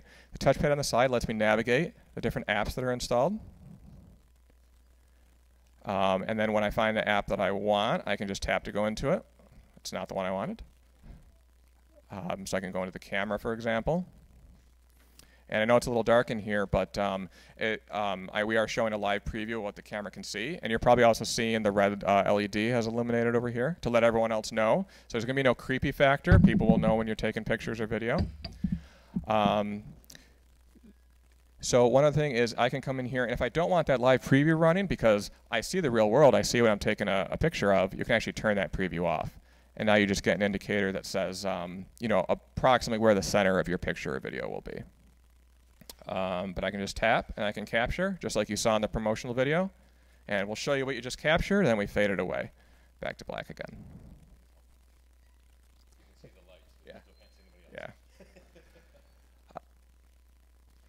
Yeah. So here's the picture we just took. We have some stock videos just to watch, just so you can see the quality of it. Is full color display, and you really have to see it and wear it to see the colors that are popping in my eye right now. And you'll notice, so we have this tap interaction where when you tap, it brings up a menu of more choices, and then you can navigate those choices. Or you can always find that back button to get back where you were before. So there's some different games on here that I encourage everyone to try when they try these on. And then just quickly show, you know, very configurable. You can come in here and change your settings. Same interface, the same menu that you've seen before. I can go through and I can connect to Wi-Fi. I can connect to Bluetooth. There's some advanced gestures on the touchpad too. So right now I'm fairly deep into the settings menu. If I just want to get back home quickly, I just hold 2 fingers on the touchpad and I go all the way back to home. So it's like a home button.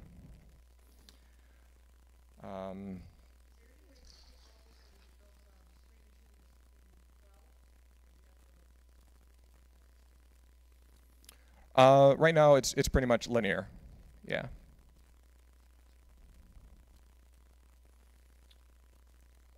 Any other questions? Yeah. Nope, you do not need that cable. This is here just so I can mirror the screen, and so I can keep the battery charged without it dying too quickly with the screen on the whole time. So our initial estimates say the whole key is keeping the screen off as much as possible. You don't want to leave the screen on all day long. So if you can only have the screen turn on when something interesting happens, like maybe when you get a notification on your phone, you can get through a day of use on it. But if you're watching a video, you know, constantly, probably more like an hour or an hour and a half. In case you're wondering, the batteries are back here on each side. We already talked about where the camera is and where all the optics are. There's vibration, haptic engines in the back too, independently controllable by developers.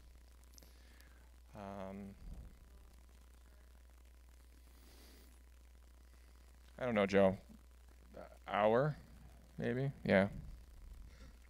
And then if you're working in a situation where, you know, maybe you were in more of a, you know, a commercial environment where you're facing, you know, customers and you're going to be wearing it all day and you need that screen on. Let's say you're a barista at Starbucks and you're filling orders and you need to keep your hands free and your orders are up in your eye. You know, you can always use a cable, run it behind your back down to a belt pack battery or something like that. All right, well, I want to get these moving, so.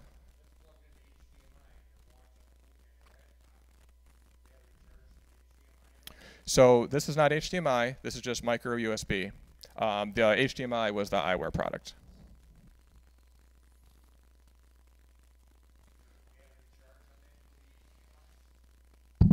It is charging right now through the micro USB. Oh, the other side? No, the other side has a separate power adapter.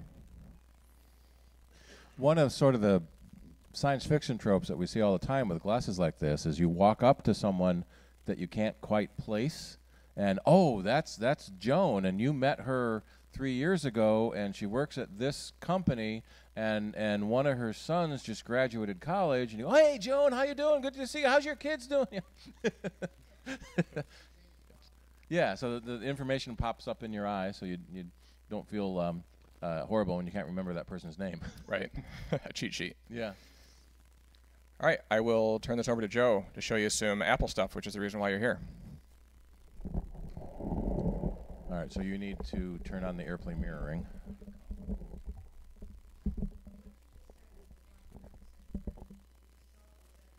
This is the music playing. Yep. Yep. All right, now I have to pick the right application.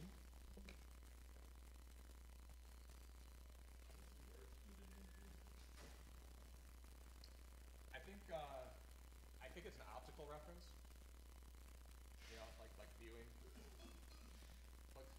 question I haven't thought to ask.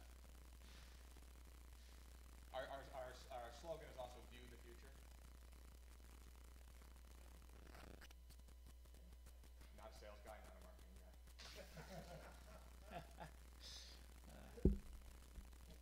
All right, there we are. And if you want to pull the little camera over onto your computer, then we can see you too.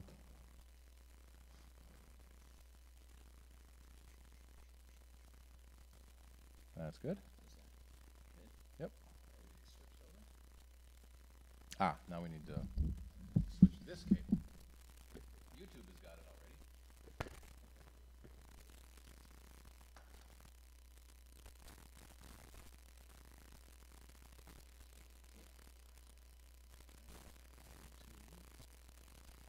Reset this.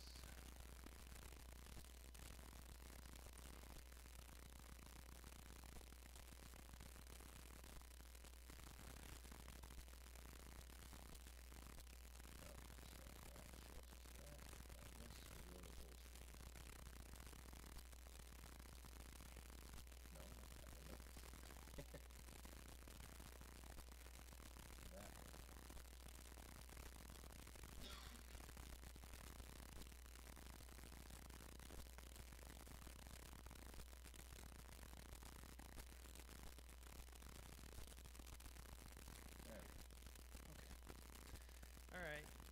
Okay, so I developed the iOS application to connect the Vuzix Blade to your phone. So this is where all the magic happens.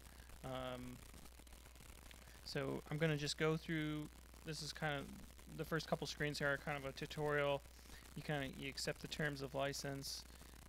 You have a welcome screen.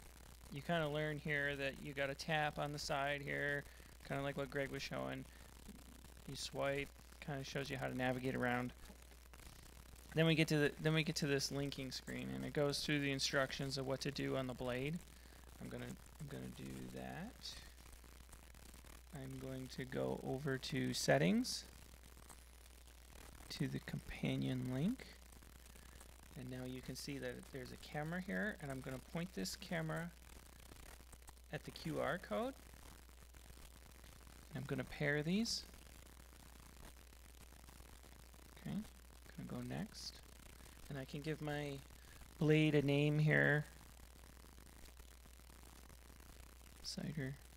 And we'll go next. One of the cool things about the blade is that it can show your notifications from your phone. So here it's pulling down the apps. I've had this paired before, so it knows some of these apps, but it's pulling down these apps, and I can go through and turn which one on or off, what kind of notifications I want to show up on my blade. I click next, and then we have some more tutorials here on how to navigate around, some of the shortcuts. Go next, and here this teaches the user how to use the voice to tell the blade, hey, take a picture, or other commands that are on there. Okay, and then we can finish. And here we can see that it's linked to my blade now, and it can show this on this home page. It kind of has a dashboard view of what's going on my blade. It says it's connected. It doesn't have any Wi-Fi. The battery's at 99%. The internal memory is at 14%, and the micro SD is 33% full. So what can we do with this app? Good question.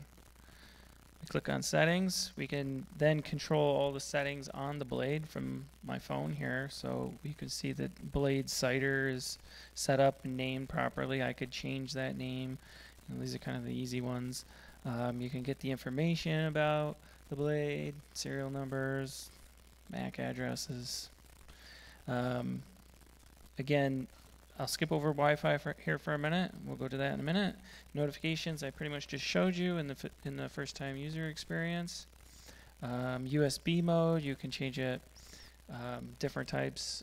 If you're a Mac, if you want pictures to show up when you plug it in, like a camera, or you just want it to be, just charge only on the USB mode.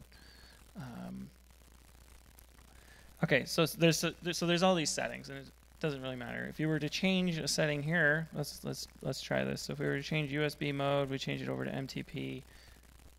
Oh, yeah, of course I had to do the USB one. So let's reset my USB connection here. But if we were to go look at the blade, and we were to go look at the setting, it says it's MTP. They match. Hey, it actually did it. Okay. So some of the cooler things you can do. Wi-Fi. Let's say we want to connect our blade to Wi-Fi. Right now, when we look at Wi-Fi on the blade, it says it's on, but it's not connected to a network. Okay, so we could add a network through this, but what if we have to enter credentials? Uh-oh, hey, I don't want to input on this thing. It's a little difficult. So we've set it up nice and easy here on the iPhone. Side note, there is a keyboard you can navigate with a touchpad, but like Joe said, it's not the best experience to enter a long password. So here on the Wi-Fi setting on the phone, you can see it's scanned all these networks.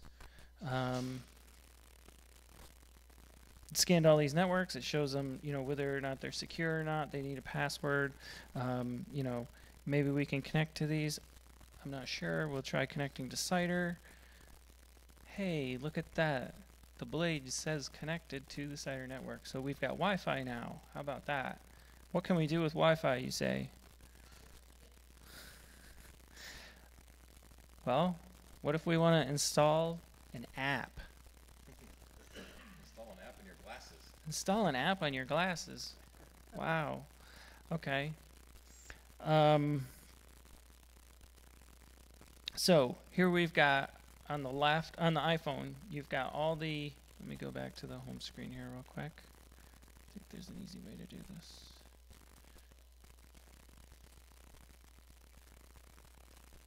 Okay. All these games on the rail here, Dino Hunt, Photos, Racers, Golf. You see them mimicked here on the iPhone, right? All the games that are installed. Down here at the bottom, we've got this special app here called Amazon Alexa that we can install it. Hey, look at that. So let's try this. Let's try installing this. This is going out to the web. It's going to try to download. It's going to push it to the blade. If everything works correctly, it is moving. We have internet. Hey. We sometimes run into the school proxy server, so you can't get to Facebook. Sure. Apparently, you can get to Amazon. Yes. Look at that. We've now got Alexa installed on our app. If we come over here, we can see. Ooh. We can see Alexa is now installed here on my glasses. Whoops. Oops, I clicked on the wrong button. Okay. So we've installed Alexa now, right? So we've got internet, we've got Alexa. What else can this blade do? What was one thing we said at the beginning, Greg? Oh, right, that's my cue.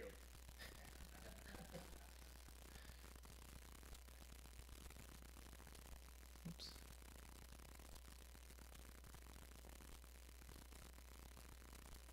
It can also do notifications. Wait for it. Hey, it went. Oh, you can't see it's cut off. There it goes. You see it on my phone. You saw it transfer over to the blade.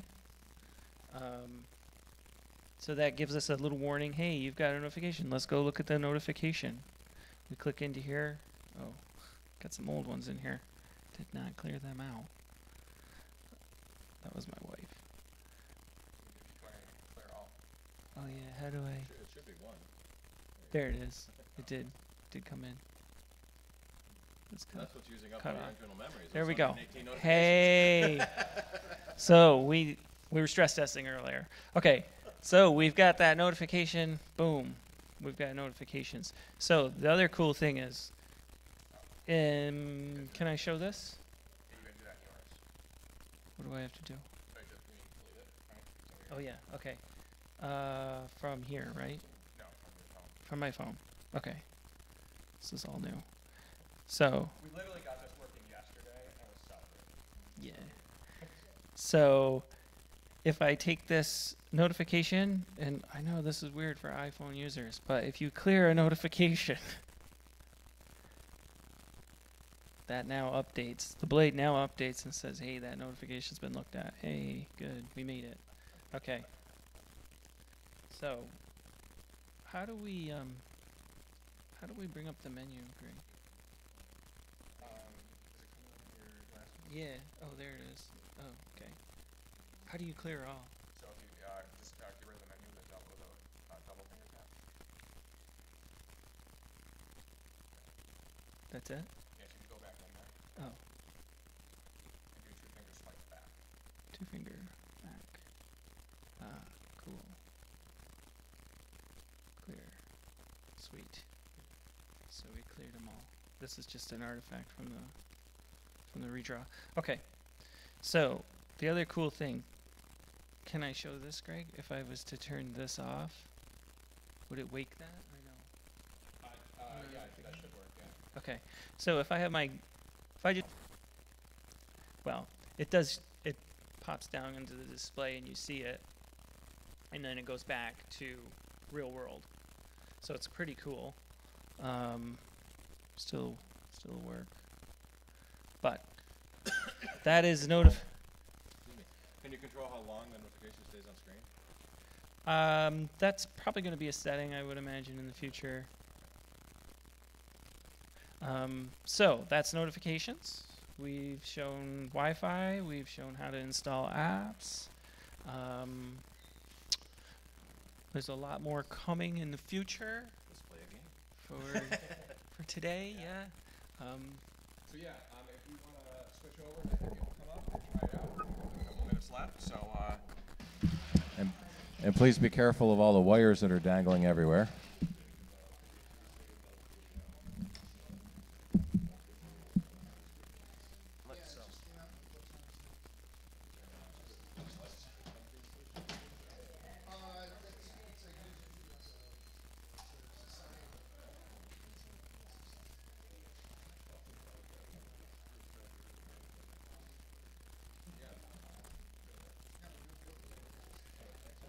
There you go. So the touchpad is right here. You can text it.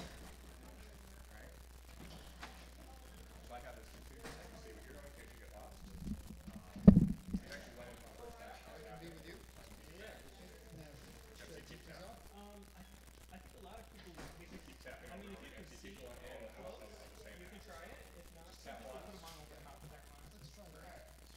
One finger tap. And then maybe slide your finger down. Switch to the different apps. Maybe slide forward. There you go. Yeah. Okay. Let me try it. Take a little, yeah. Sure. We're talking about the light stuff. For the moment, that's better. For the moment, it's really You can see No, Amazon Alexa. I see a 9/27, September 12th. Wow, this is right around here. So that's the camera? Yeah. The word You have to go ahead, or you go ahead and make any other app. Yep, that's the home screen. It's pretty interesting. It's pretty So interesting. you That's what Joe's working on actually right now. He's making it work with an iPad. Technically, yeah, there's no reason. This would make everything look right. yeah, you're right. So go back and tap that back. And now, go back one more time. Tap it back. And then swipe forward. So you keep going into the camera now. You keep going in and out. Let me get you back. Let me get you back to the home screen. So you swipe forward twice. There you go. This is one of the games. You can go into that. So I'm a photographer, so if I want to take a picture, I just double tap that. So then, if I just touch this, oh, I can see you. Yeah. So It's going to give you a mission. So I gotta touch That's it. your short. You can look around. And then That's how your aim, and then you cast the button. it's very interesting. Can I So get you a can look around a little bit more. Sure. You are shooting dinosaurs, yeah. Your barbecue? I don't know. You could, yeah. Turn your head a little bit more, you can probably see more of the virtual world. Thank you very much for the opportunity. Congratulations on all the work.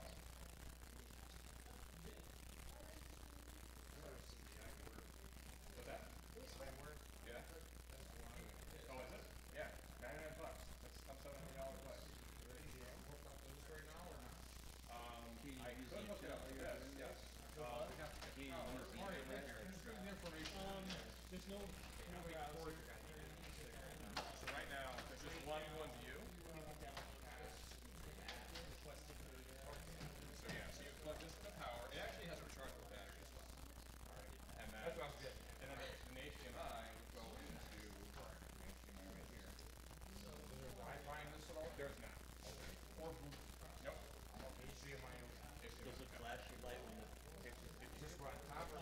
That goes kind of back here behind your house.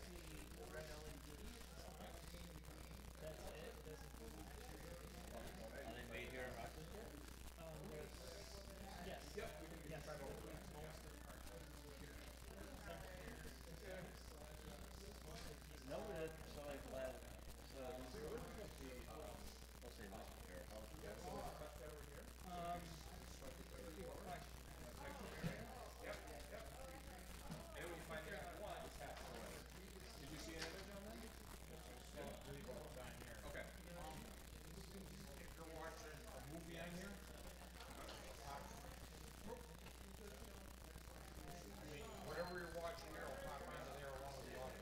It's just like a second monitor. All right. Or you can either mirror it or make a second monitor. Or mirror it. Right here.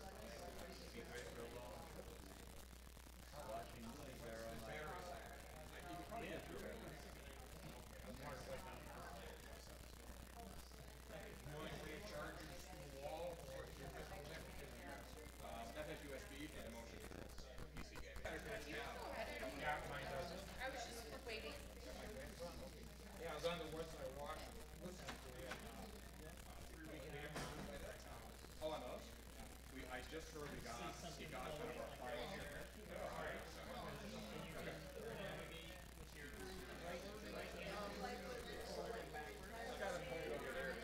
These, yes.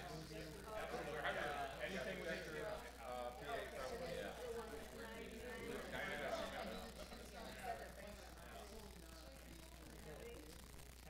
They're quite solid. So you have your head ready the first time? Yeah, here, feel this. And this goes back around and back here. And then it heats from the computer in the pad. So you can record. And they're starting to get to the point where Okay. it's like around television in your head. Yeah, I get it. You know, I think about my grade. Stereo or No difference. It's the CPU that's the difference. CPU and GPU. I think so, yeah. Pretty much regular life cycle. Yeah, I like it. Yeah, I'm doing a ton of it right now. That's why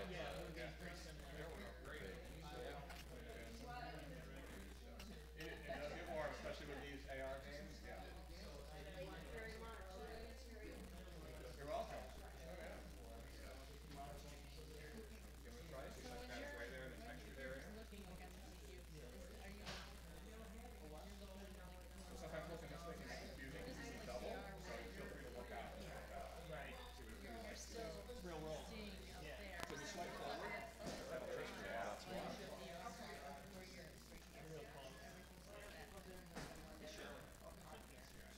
Maybe do a dyno cutter, or you can try racers or golf. Or look at the pictures and video at this point. Yeah, it is. So it's this part of the lens